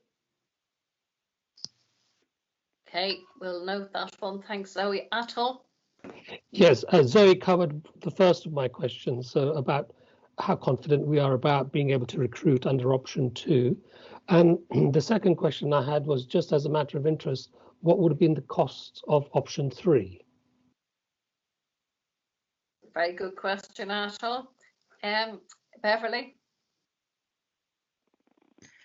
Yes, Hal, you mentioned that we've been able to maintain 7 service because consultants have stepped down from their routine work. But there's obviously been a much more flexible approach to working from the consultant body. And I wonder if that will continue, if we will drive that to continue post-COVID. And then further, the fact that our outpatient consultants have gone non-face-to-face from 4% to 86% must surely release quite a significant amount of consultancy time. So that's going to be quite an interesting piece of work, how we redirect consultants' efforts. Thank you very much, Beverly. Jane? Similar vein to Beverly, I wondered about the standards all being face-to-face and whether there's any gain from full remote access to patient records in terms of our improving our standards. Thank you. Jeremy? Thank you. I'm interested in the potential positive impact on patient outcomes. The recommendation says we should note potential positive impact on patient outcomes. And the paper refers to stroke and length of stay, but I wonder whether there are any other positive impacts on patient outcomes that we can confidently predict from this investment. Thank you, Jeremy. And Sue? Thank you. Yeah, mine echoes Beverly's question, but I think there's a few of the board papers this month which talk about our rapid and flexible response to dealing with the crisis. And I think that includes even the exception reporting on safe working hours, and this, and the 7-day service, and the stroke paper. I think it's a broader question about what we learn from whether it's rotoring or, as Beverly says, the use of digital support for appointments, that allows us to look more broadly at our resources to consider what are the golden nuggets that we've learned in this last few weeks that we start to embed as our ways of working, and whether that gives us the opportunity to reduce the cost of option 2 by making greater use of what we've already got. Thank you, Sue. I'm going to come back to Hal, but just before I do, can I check if Angie or Lee want to come in with any other observations before I give the last word to Hal? No, thank you. Mine have been picked up in others' questions, so I'll come back once Hal's spoken. Okay. And my position's in the War and Peace, and I think there is some interpretation space there, Helen, just in terms of what's varies at the moment in terms of the COVID-19 funding. But I think Angie can bring that into her summary. Okay, Hal, do you want to come back on the points that have been raised? Yes. While doing them justice. Right. There's an awful lot of questions, so I'll try and answer them concisely. First of all, Lee's point about it needing to be revenue neutral, I would just highlight that the potential savings in the paper are dependent on an arbitrary 0.25 day improvement in length of stay. Warwick Hospital did 0.75. If we said 0.5 days, then I think in simple mathematics that would probably pretty much make us cost neutral on the paper. So I'll just put that out for people to consider, that the length of stay savings are by their nature unknown, and what we put in the paper is somewhat guesstimate. Second one, Tony's question about the cost envelope and whether what we're doing at the moment would be included in it. It wouldn't. That's the cost of doing that, particularly for junior doctors going forwards, isn't included in this paper. The 7-day services is specific about consultant input. We have 7-day services to a greater extent from a junior doctor's point of view anyway, but at the moment we don't have anything like enough junior doctors in total to run the sort of rota that we're doing at the moment. If we were to go back to having to fulfill, for example, their educational needs and input. So I think the cost doesn't include that. That would require a significant and different investment in junior doctor numbers. There's a couple of questions about whether we would be able to recruit these posts. In contrast to somewhere like the emergency department, where we have great difficulty in recruiting, the areas that we would still need to recruit to, so for example in acute medicine, where we suggest, which is the biggest part of needing extra places, we are fully recruited. We have other people who are positively interested in coming here. If we did have posts, I think that we wouldn't be able to recruit overnight, but I think in relatively short term we would be able to recruit those acute medicine posts. The other posts in respiratory medicine, again, we've just recruited 2 people. There's other people who are keen to come here, and we have surgeons who also want to come here. So whilst I don't think we could recruit instantly, I think we could recruit relatively promptly. We're in a different position now to 2 years ago, where we had a lot of medical and acute medical vacancies. We're now fully recruited and got people interested. The next one, so I'm just coming back to my checklist. I think it was Atul maybe asked about the cost of option 3. When we first worked it out a couple of years ago, the cost of option 3, which I think is in the paper, is 2.3 million. That was felt to be undoable, which is why we have moved on to this more pragmatic approach. I think Beverly asked a question about whether virtual consultations, which she correctly noted, we've moved from 4 to 86% would release a lot of consultant time in order to be able to do some more inpatient work. It's a nice thought.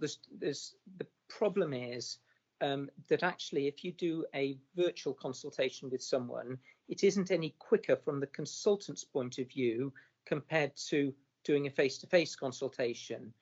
If you want it to be an adequate and proper clinical consultation, the time taken in order to take the history and to discuss the management plan and what's giving a proper service to the patient is actually no different from a consultant point of view. There are significant other benefits to the hospital from the patient, so the patient doesn't have to drive in and try to park at the hospital. From the point of view of outpatient clinics, obviously the support staff needed for doing that an outpatient clinic compared to a virtual clinic is different, but the person it impacts upon least is probably the consultant from the point of view of time taken. And related to that, Jane was asking about face-to-face consultations and whether there was something that could be done for people being reviewed virtually.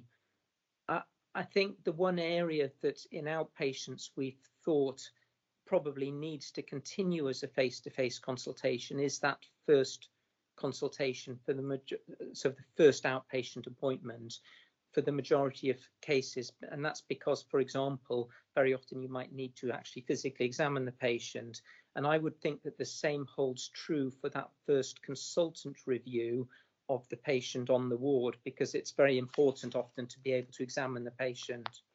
I'm getting near the end. I think Jeremy asked about the long answer. There were an awful lot of questions, to be fair, Helen. I'm trying to cover them. Jeremy asked about patient outcomes. From my point of view, I cannot see.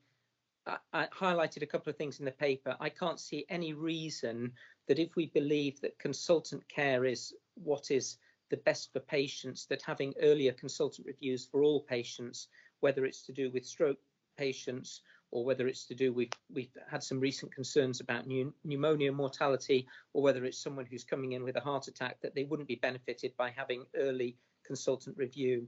And elsewhere in the country, people have drawn out some of those benefits, but short of going through a long list, I didn't think that would add to the paper.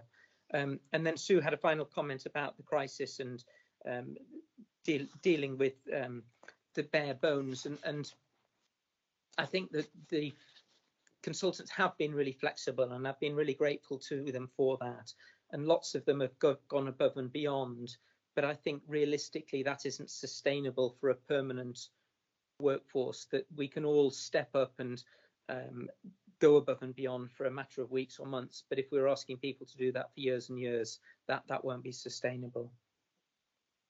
Hopefully I've answered everyone's questions. Apologies if I missed something. Been far too diligent. Thank you very much, Hal. That's much appreciated. As has been said in one of the comments, there's a bit of Groundhog Day about this. We've revisited and revisited and revisited, and on each occasion failed to take the necessary action or decisions to do the right thing by our patients. And the proposal you're bringing to us today helps us strike a balance between providing the service our patients should expect and deserve, and recognising the financial implications of doing that. And it's quite proper for Lee to point out to us the rules of the game in terms of finances as they currently sit. I think we need to remind ourselves as a board that we, and only we, are accountable and responsible for patient safety. So I've asked colleagues on the chat to indicate if they are in support and agreeable to the implementation of option 2. I've had responses from most of the board. If anybody is dissenting, would be pleased to see it on the chat now. and recognising that the one question you didn't answer, Hal, was ATOLs. I think about how much would the Rolls-Royce option cost, but I was never going to let you off for that one. And I know you don't want... 2.3 million. Oh, sorry. 2.3 million. So whilst I appreciate you don't want to be boomeranging with papers to this board, we're certainly not going to ask you to come back. What we're going to do is we're going to ask you to bring a progress report that when the next submission is due, albeit I appreciate they're on hold at the moment, about our compliance with 7-day services, we will be able to indicate that on the back of this decision we are now compliant. So you have an invitation to come back to us, Hal, if there are any difficulties with resourcing it or with the practical implementation of it. But failing that, we don't expect to hear from you other than the delightful progress report that we're now compliant. And we're very grateful to you, Hal, for sticking with this. It takes a man of great tenacity to get us to where we have, and this has tested it, and we're grateful to you for getting us to this point now. I'm just going to check that there's nothing else. No, there's some helpful comments on the chat there that we will take into account. But well done, and I think we've got a summary of where we're at. Now we're about to go on to your next paper, which you have already told us is related, and there's a dependency between the proposal around stroke and the paper we've just had.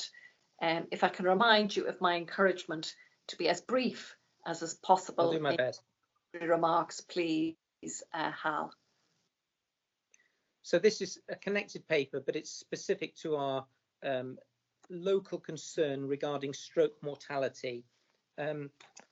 This has been ongoing for a while, but has been brought to prominent notice by a notification in January 2020 from the Sentinel Stroke Audit Programme, which told us that we were a statistically significant outlier for stroke mortality. That was something we had known about for a little while.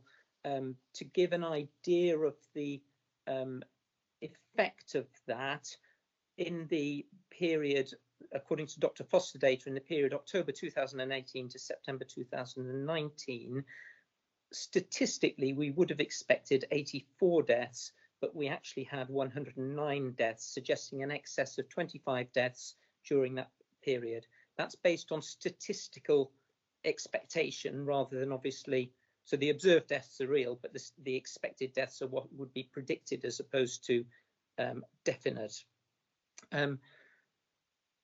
We've already been doing a lot of work regarding that, and in order to try and address that, and that's a mixture of workforce and equipment, but largely workforce around a hyperacute stroke unit. We were due to have a review externally by the Royal College of Physicians. That was delayed because of COVID and is not likely to now happen.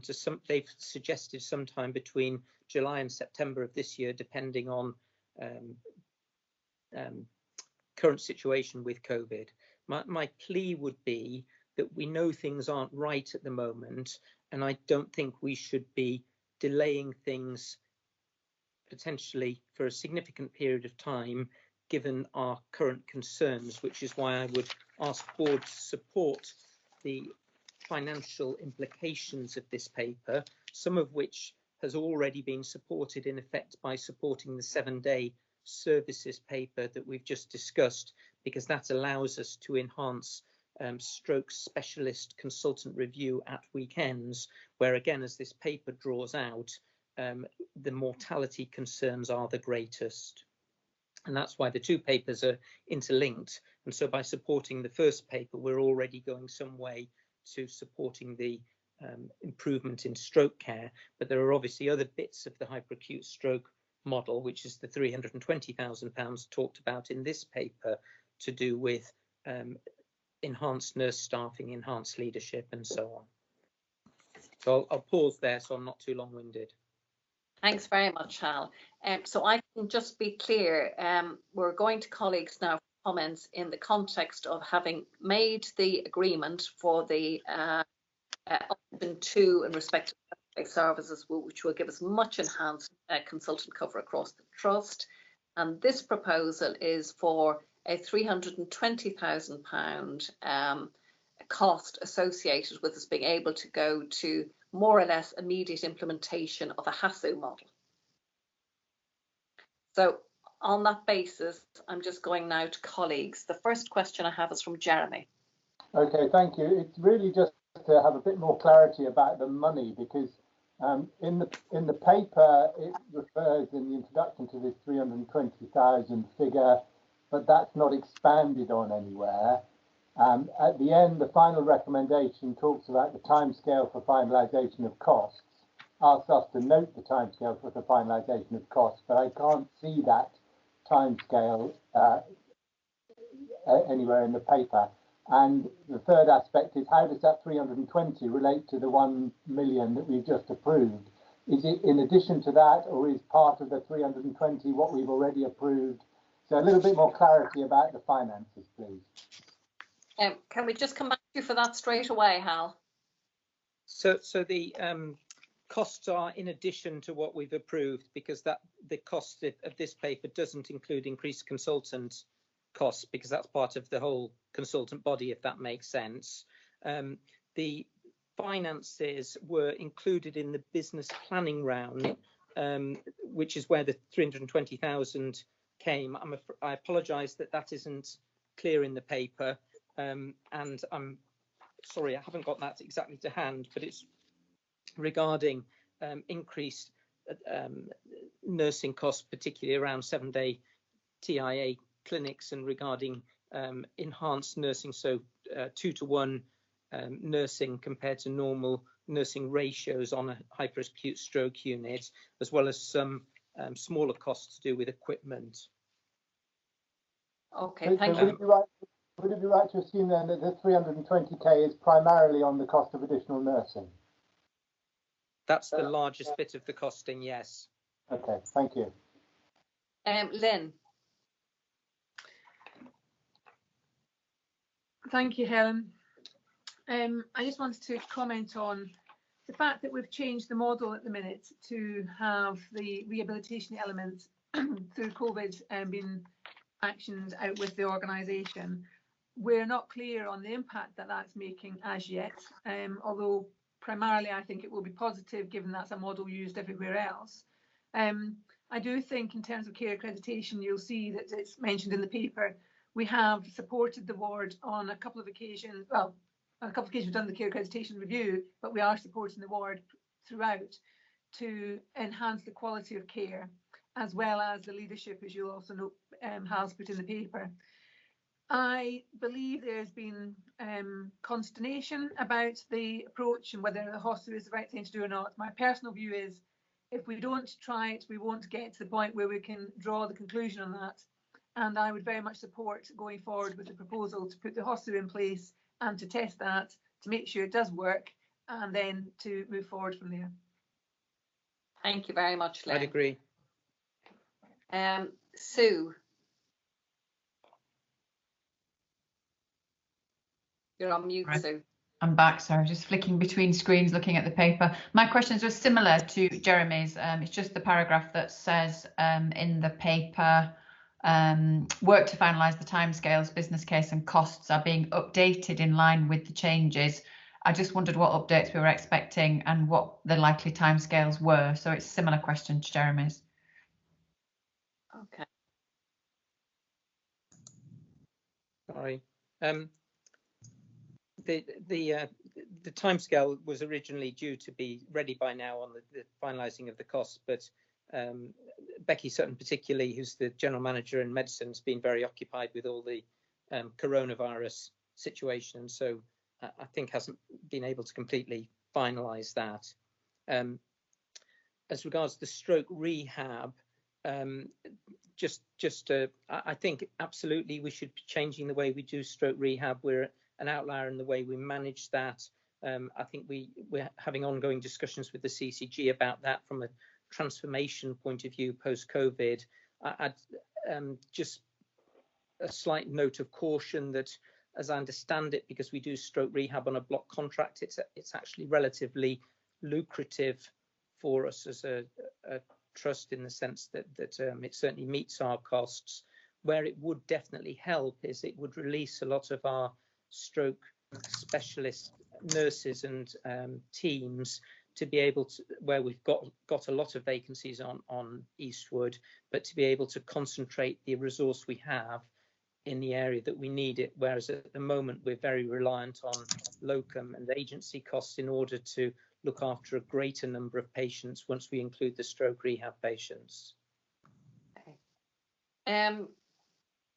There's a dialogue on the chat. Well, there's a straightforward question on the chat from Alison that you might just address for us, please, Hal, about facilities. And then if I can come, Angie and Lee, there's a helpful exchange playing out between the two of you that I think we just need to bring into the discussion. So first, Alison's question, please, Hal. So the facilities of a hyperacute stroke unit essentially involve having fewer patients in a bay so that you can have some extra equipment in. So, for example, regarding continuous cardiac monitoring in the 48 hours after a stroke. So the bits of equipment and so on can be relatively easily done. We would lose, overall in the hospital, we'd lose 2 beds from the point of view of having to have a smaller area and for space reasons. But the facilities are certainly doable. There's no problem with that if we made that investment. Thank you. So Lee and Angie, please, some window, please, on this helpful exchange you're having. Yeah, that's just to note, as Hal's already alluded to, a detailed business case, as we would normally have done, hasn't been concluded, in part because of COVID, but also because that change to the stroke model around rehabilitation, we've used the opportunity of COVID to actually enact that in the short term, which, although, as Lynn's mentioned, there is some resistance to from some members of staff, others have seen it very positive, and from a patient experience feedback from Derbyshire Community Services, who have supported us with it, is positive. So in a normal world, you would do that case, we'd unpick the block contract and the model. In 2 scenarios now, we've got on and implemented it because the opportunity has presented itself, and we now need to think about what that financial model will look like in current environment. But I would just urge us progressing the rest of the case as we've got that opportunity to do so now. And back to all the comments that everybody said, this is about patient quality experience and has been talked about for a number of months. And we need to be getting on with all the caveats around managing it from a money perspective, as we will do. Thank you very much, Anne. My proposal, therefore, is that we go for immediate implementation of the HASU model, recognising that colleagues are going to identify the resourcing. And in the words of some of my colleagues on the chat, not defensible to be in this outlier position, and certainly not defensible not to be following nationally evidenced good practice in the interest of patient safety. So also mindful of Lynn's comments, I suggest that we have a paper back to board in 12 months to review how the implementation is progressing. And I very much at that point hope that we will be affirming our commitment to carrying on with the model indefinitely, but of course subject to that checkpoint and evidence. So I'm getting lots of agrees, and if there's anything else, then please let me know. No, I think we've got more or less a full house on that. So I'm going to leave the stroke paper there. Well done, Hal. This has been around for as long as, I think, one of my first visits on being appointed chair 4 years ago. I was sat down by the then matron of the ward, who explained to me the absolute imperativeness of us implementing this model, and sooner rather than later. 4 years is a long time, particularly for all those people who have experienced, well, what statistics tell us about us being an outlier in terms of mortality. And I'm really pleased that we're now getting the opportunity to put that right. So well done again, you. Thank you. I'm very pleased as well. Good, good. Now, we've got the performance report. I'm conscious we're a bit over time. I think maybe it was inevitable given the given both the importance of some of the agenda items and also you know, the challenges of us all getting in remotely. But I would still like us to take as much time as we need to do justice to the performance report, please. Not least of all, given the reported position with our cancer standards, and indeed the attention we're going to have to give to what are the right actions in the current climate with respect to rehabilitation and recovery, particularly with regard to RTT. So I don't think we should canter over any of this, and with your permission, we're going to give the report now the time it needs. So if I can pass across to you, Angie, at that point. Thanks, Helen. And yes, obviously, just to note that we're looking at end of March data, but I know colleagues will update in terms of where we're at more recently, given some of the changes. And Tony and Lynn both referred earlier to how they pick up some of the issues that we're learning through COVID that's influencing the change in performance that we've seen and need to sustain in a positive way. And Zoe, if there are any workforce issues that you didn't pick up through COVID, then please come in after Tony and Lynn. But Tony, can I ask you to kick off first, please? Okay, so if I think about A&E performance first, improving position, I think the recovery trajectory was 83%, and latest stats, certainly from our ED performance, are in the high 87, 88. Over the last week in April, we're sort of in the lower 90s, so that's an ever improving position. I certainly get challenged. I was challenged last week in finance and performance, you know, lower numbers now, Tony. How come the performance isn't even higher? And what I would say there is, now that ED is split between the red and green, the red patients presenting are very, very poorly. And the process has slowed down because everybody's decked out in their particular PPE. And admission rates for the red zone is probably nearer 45% of those presenting. So it's a very challenging presentation. And pathway through onto Markham, through onto our, where they're suspected COVID, and then onto our COVID wards. So we still have challenges with flow when we have to do the cleaning regimes, and hence people are still waiting to move out of ED. I will also make reference to something Jeremy mentioned earlier. You know, admissions are being appropriate. They'll spend a little bit more time with particularly our green patients and some of those in the red zone to look after those patients well enough so that they can go home as opposed to being admitted. They're really taking quite a amount of care with that. Presentations are still appropriate. We're starting to see things change a little bit post the last, particularly over the last weekend, where there's a lot of promotion about the NHS is open, you can still use us. So we are seeing the green, i.e. non-COVID presentations starting to rise. Starting to see a number of presentations around mental health, maybe not surprising in terms of what you might expect, having everybody been sort of isolated for so long.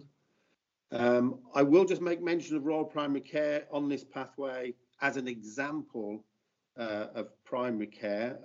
Some of the stats for Royal Primary Care, GP and nurse contacts decreased by over 40%. Face-to-face contacts in primary care, 338 per week, normally in Royal Primary Care, 15 per week during this period. Telephone contacts have increased from normally something like 49 to 224. So a big emphasis around the non-face-to-face, but using technology really well in that sense. And home visits decreased significantly from 186 a week to 26. So even in minor injury units, they're empty for the majority of the time. So social isolation and people being worried is clearly there and affecting behaviour. But we are seeing a change, particularly over this last week. We've been very careful as we've designed our pathways. We have 3 COVID wards. We do not, if you like, pack them out with patients. The occupancy is around 50%. That gives time for staff to give the right level of care, take on the role of the carer and the parents, if you like, in terms of with no visiting. So we're deliberately keeping them at a low occupancy so they can give the extra care for patients. Same on ITU, the modelling, the socialisation, isolation tactics of the government have reaped the benefits. Once upon a time, we were talking about significantly being overwhelmed, whereas now we're delivering care within our modelling and within really good, safe occupancies, so our staff can give good quality care and give some downtime to our staff as well. So I see that continuing in terms of performance, Helen, on the 4-hour element. Slowly but surely, you'll see the numbers improving. But I would say the safety of the hospital and the as much time as possible to give our staff the respite they need and to be given the care they need has been our focus. So that's the A&E side. So I don't know if you want me to draw breath, Helen, and take questions or keep going. I think I'd keep going, Tony. Okay. So on 18 weeks, there's been a significant downturn in terms of referrals, but what referrals we do have are being reviewed and risk stratified virtually by our clinicians. A really good process there, and we are feeding back that information into our primary care colleagues so that they can do the onward management with our patients. If there's any deterioration, they've got a really quick route back into us because we basically said for majority of procedures we're not really going to be operating at the start of this, at least for say another 3 months.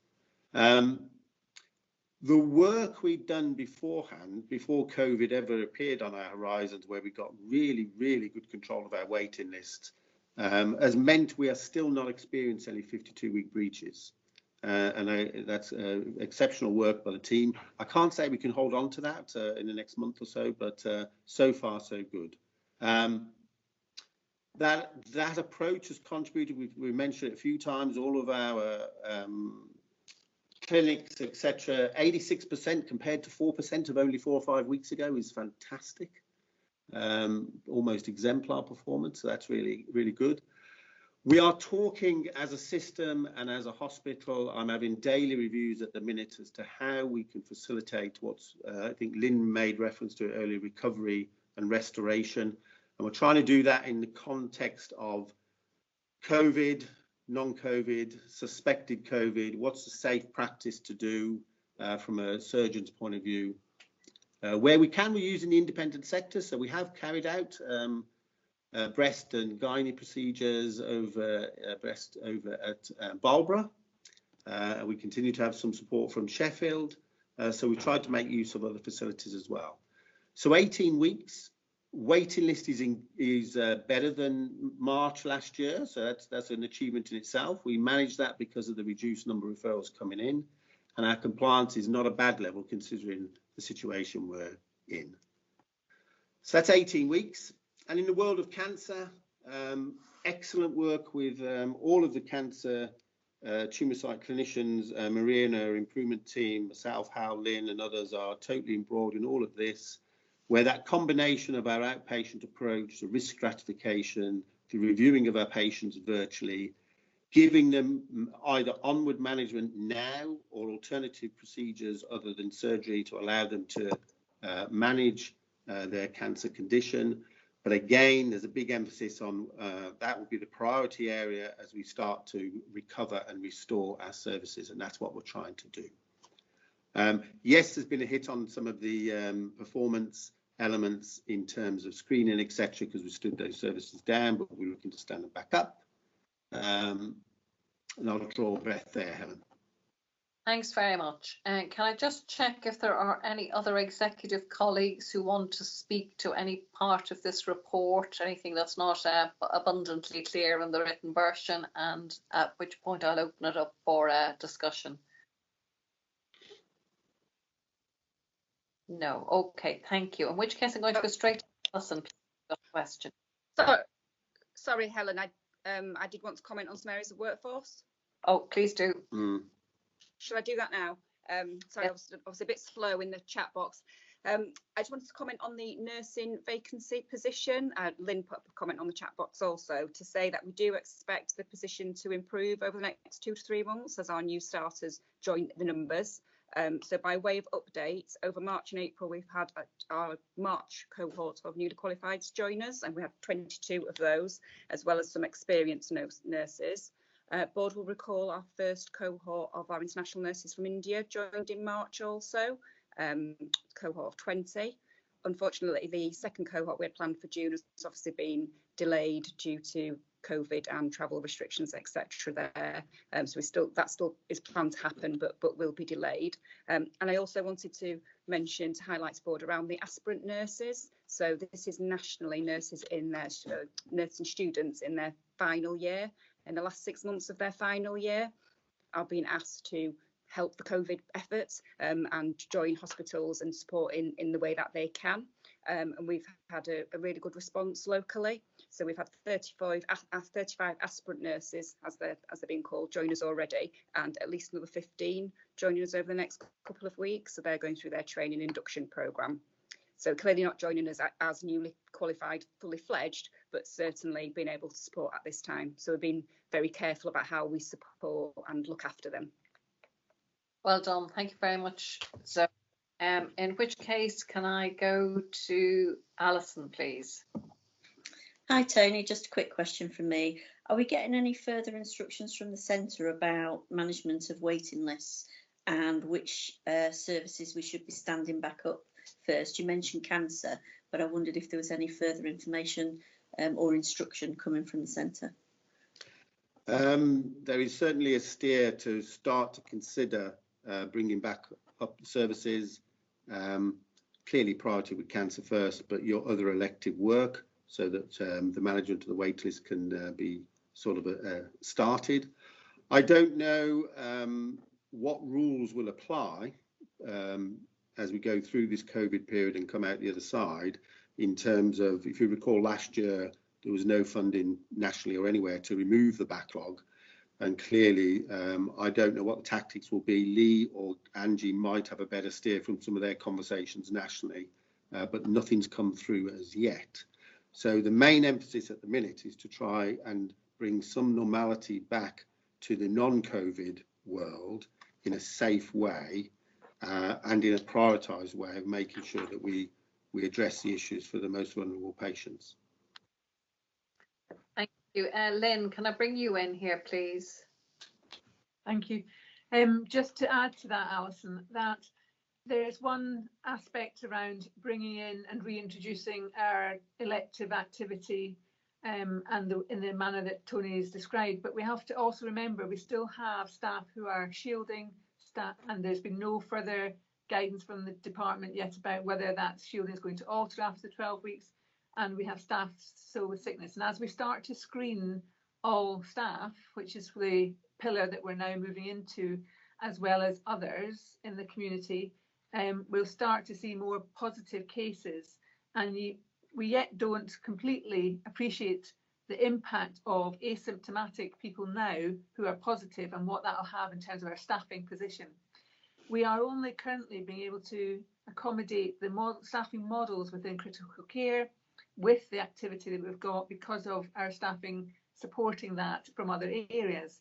So if we were to incrementally increase our activity, we have to be very careful that we do that in the right manner. So we have to know the end, what's the end in sight, so we know what to do first, second and third. It has to be fully planned and strategy developed before we say, well, let's just bring cancer X, Y or Z in, or let's go back to do elective orthopaedic, because some of that may be better to do, even though it might not be the right thing first, if that makes sense in what I'm trying to say. Obviously, we want to do what's the best for our patients, but it really has to be considered in a totality before we can completely say we're going to do this first. And it's quite challenging because we've also got to consider PPE, because we may have enough resource for that now, but actually moving forward, depending on what procedures we do, that's similar stuff that we use within theatres, for example. So our elective will take up PPE. It may be as a result of some of the work we're doing to the surveillance now that we find we have a lot more cases in the hospital than we'd originally thought in our inpatient beds. So there's a whole number of parts of that jigsaw that are still developing. There may be a push from the centre to say, oh, we like to get this back in within a shorter space of time than actually is possible. And I definitely think now the 80-20 rule is so important in the planning and bringing back in order that it's risk stratified, because the last thing we want to do is get that wrong and the second surge arrive and we're not able to manage with that. Thanks, Lynn. I think I completely agree. And in some ways, standing services back up is actually harder than closing things down. So that was why I was just saying, let's start thinking about what that might look like, because it is quite a complex position. Thank you. So yesterday at Tactical, we did agree some principles around that, and we're working up that further, because actually if we're looking at that screening of patients, 14 days isolation, do we then think of something else for a couple of days beyond that result coming back? And so we're not waiting to decide some of that. So we can be moving on aspects of it and preparing expectations for our patients, and we are taking that forward. Well done. Can I go to Beverly, please? Thank you. Question for Tony, please, on RPC. You say that the face-to-face meetings have reduced from 338 to virtually nothing, yet telephone consults have gone up to 224. So 2 questions really. So there's a gap of over 100 patients a week. How are we maintaining support? Do we know what's happening to them? And then on the back of that, are our telephone systems holding up to the extra load, if you like? And are we looking at digital solutions going forward? Yes, looking at digital solutions. Yes, the telephone system is holding up, and so is the resources to answer them, because they've been freed up some other things that have been going on. That's the big question that you'll hear pretty much on national news every day. What are the patients doing? They're isolating, but loads of prompts now going out is you still need to come forward. You still need to come and see your GP, or you'd still need to come to the ED department, or go and get those inoculations, etc. So the gap is people choosing not to leave their house and go to see their GP. So there's a lot of comms which has been continual through several of the last few weeks, trying to promote and prompt and encourage patients do the normal stuff as well, because you've got to look after yourself. So that's happening all the time right across the system, and you'll have seen it no doubt nationally on the news, much more prominent over this last weekend. Okay, thank you. Finally, I'm going to come to Atul, please. Thank you, Helen. Tony, I know you mentioned SPC earlier on in the meeting, and it slightly flew past me, but obviously within this kind of situation, the implementation would be delayed. But what's your best guess at when we'll have the whole IPR in an SPC format? I already have the I may circulate it around board. I already have today's version in an SPC format. I'm just proofreading it. Oh, wonderful. Next month you will have that version. Thank you. I must say, just as a credit, Helen, Claire Carson has been absolutely outstanding as an individual and her team in terms of the myriad of information requests, both nationally with the SITREP reports, system-wise, and ourselves. Totally amazing. Well, thanks to Claire. We're not surprised to hear that, but many thanks to her and the team.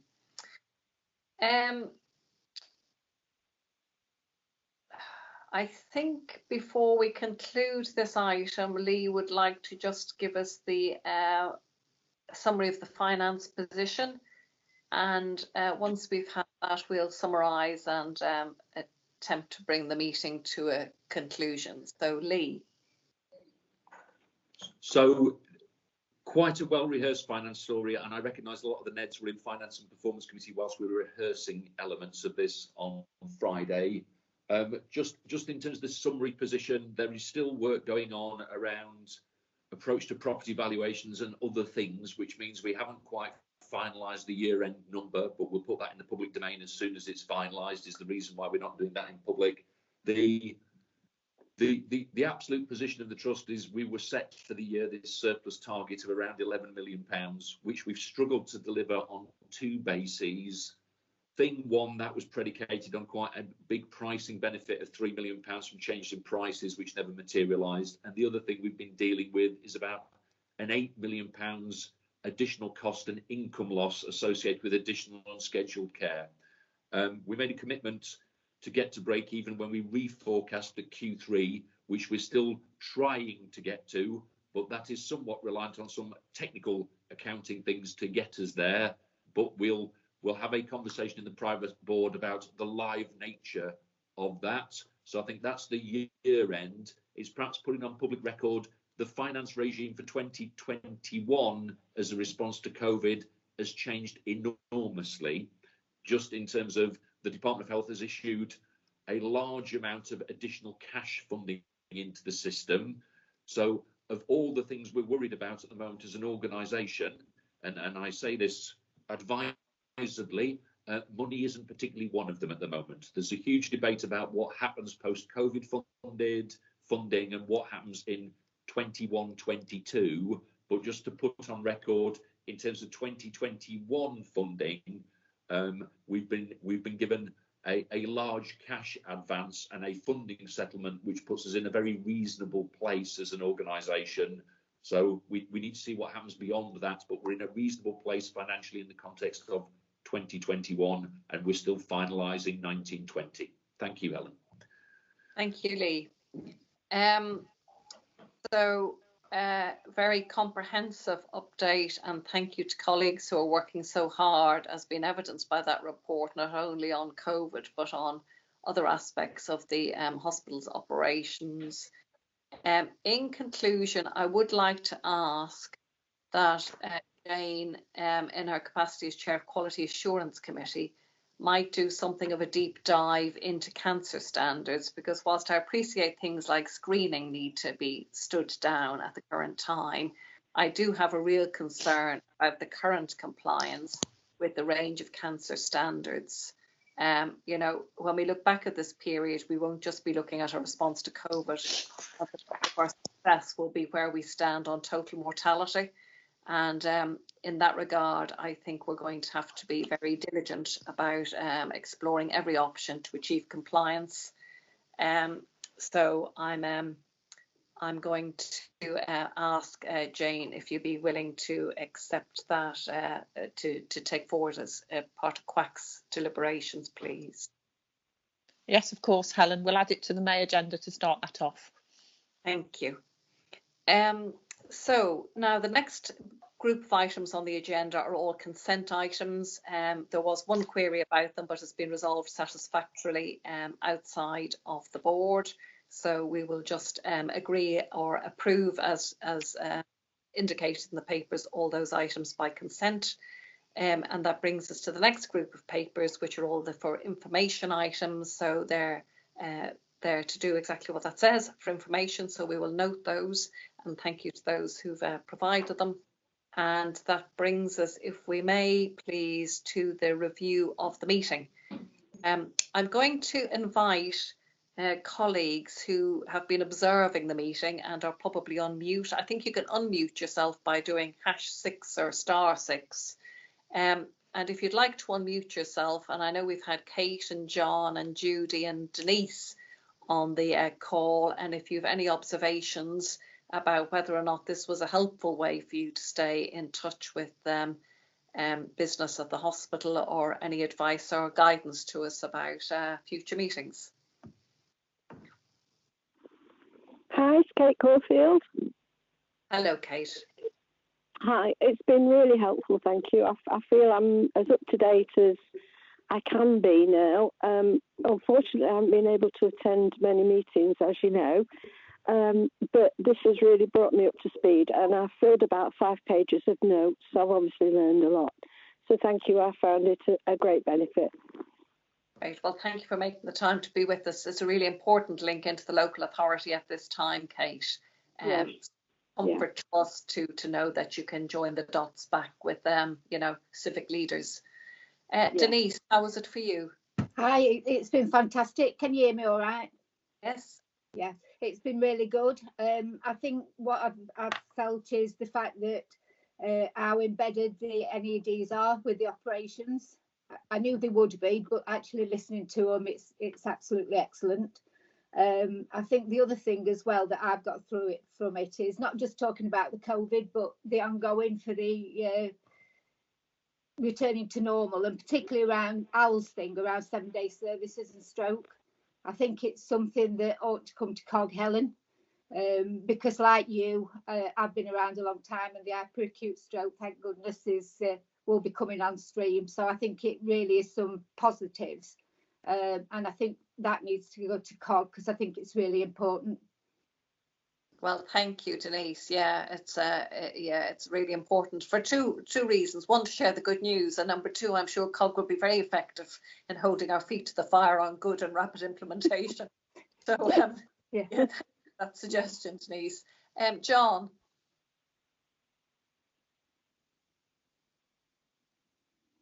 Maybe John's no longer with us. Are you with us, Judy? Yes, I'm afraid I arrived a little late, but it's been an excellent meeting. Took a bit of adjusting to, because having had the other meetings by Teams where you could see people, we couldn't see the banter in between, which we'd have seen if we'd been there. But I think it was extremely well led. And like Denise, I was delighted with the stroke issue finally going ahead, because I was, you know, as some people know, I've had a personal experience of this with a relative, and I thought we were further along the road than we are. So I'm absolutely delighted that that's going ahead. And also, I think Hal's performed today really wonderfully in terms of letting us all know what exactly is going on. Well, everybody has, but, well, everybody really. So that's all I've got to say. Thank you, Judy. Sarah Ward.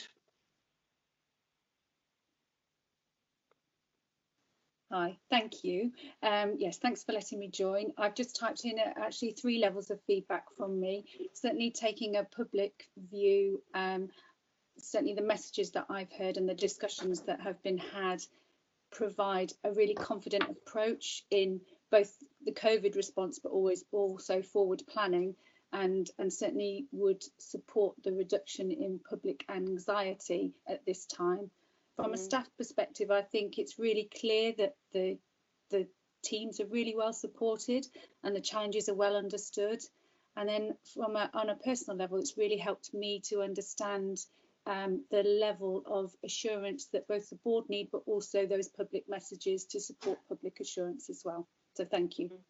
Yeah, and thank you for being here, Sarah. I'm just trying to see who else might have been observing. We have somebody called Anonymous_98.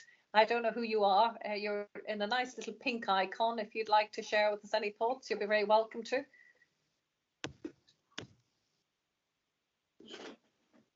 I think that was Judy. Oh, was it? Okay, very good. Well, we've had your thoughts. So if I can just go around the table, please. Comments from board colleagues?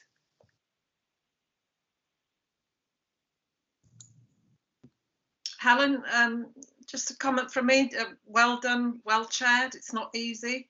And I mean, to keep all your NEDs and your exec colleagues quiet is quite a challenge, to say the least. You've been juggling reading and leading at the same time. And for our observers, it must be strange for them, for us to be so quiet, but I'm sure they must be aware that we have a really comprehensive weekly session with you and Angie, so we have plenty of opportunity to have our say. Thank you, Beverly, and also thanks to board colleagues, as we mentioned earlier, for observing some of the committees, because I think that's really strengthened the governance at this point in time and helped for a kind of rapid, agile communication. And Any I think just to add to Beverly's point, I found the chat box really helpful and some of that debate and discussion, but obviously the public can't hear and see that. So it's been a good learning experience. And as we prepare for next month's board and the live streaming, just a few learning points about how we work. But I think generally we've had the same level of conversation and challenge and discussion that we would normally have. So thank you. Very good. Vote for Sue, remote working on the chat. Who was that? Was that to me? Yes, I see your comment. No. You're in Yes. favour of remote Yes, working? I think it is very peculiar not being able to see each other, and there's something about being able to read body language and see facial expression, and I miss the physical interaction, of course, with colleagues and having governors in the room and so on. But I think given that, I think very well chaired as ever. I think it's been just as effective, and it actually makes us a little more focused, which is not a bad thing. So thank you, Helen, and colleagues. Thanks, Sue. Very good. Well, thank you very much, and thank you for the other comments online. We'll be Helen, done. Sorry, it's Kate again. Just a question before we go. I know I'm not supposed to question, but is there any way that we can separate out the number of deaths that are actually Chesterfield residents? The number of what? The number of deaths from COVID that are actually Chesterfield residents. Angie and I had that conversation with some of our local MPs yesterday, who were keen to see a breakdown by ward and what have you. So that information is available. It's all coded post. So we're in the process of thinking about how and when that might be best circulated and to whom. Okay, thank you. Sorry, it just links back to another committee I'm on. Sorry about that. Thank you. Helen, it's Denise. Can I just come back on Beverly's comment? Is that all right? Yes. That's where our meaning. I think it's been evident during this meeting that the NEDs are well informed and writing operationally, and it gives me real confidence that the board and everybody are really on it, Ellen. And that's what our meaning. When Beverly said that you have meetings outside this one, but it's quite evident in the discussions that you've had today that the governance is there. Oh, well, thank you very much for that, Denise. Yes, I'd like to say that I got that feeling as well. It's Judy. Thank you, Judy. And you are that nice kind of lilac icon. My lilac. Oh, that's nice to know. I'm going to invite colleagues to leave this call. I'm afraid we're going to have to ask you now to call back in on the call for the next meeting for board members, where we need to discuss some of the commercially confidential and otherwise sensitive private items. But big thanks to everybody who's joined this one.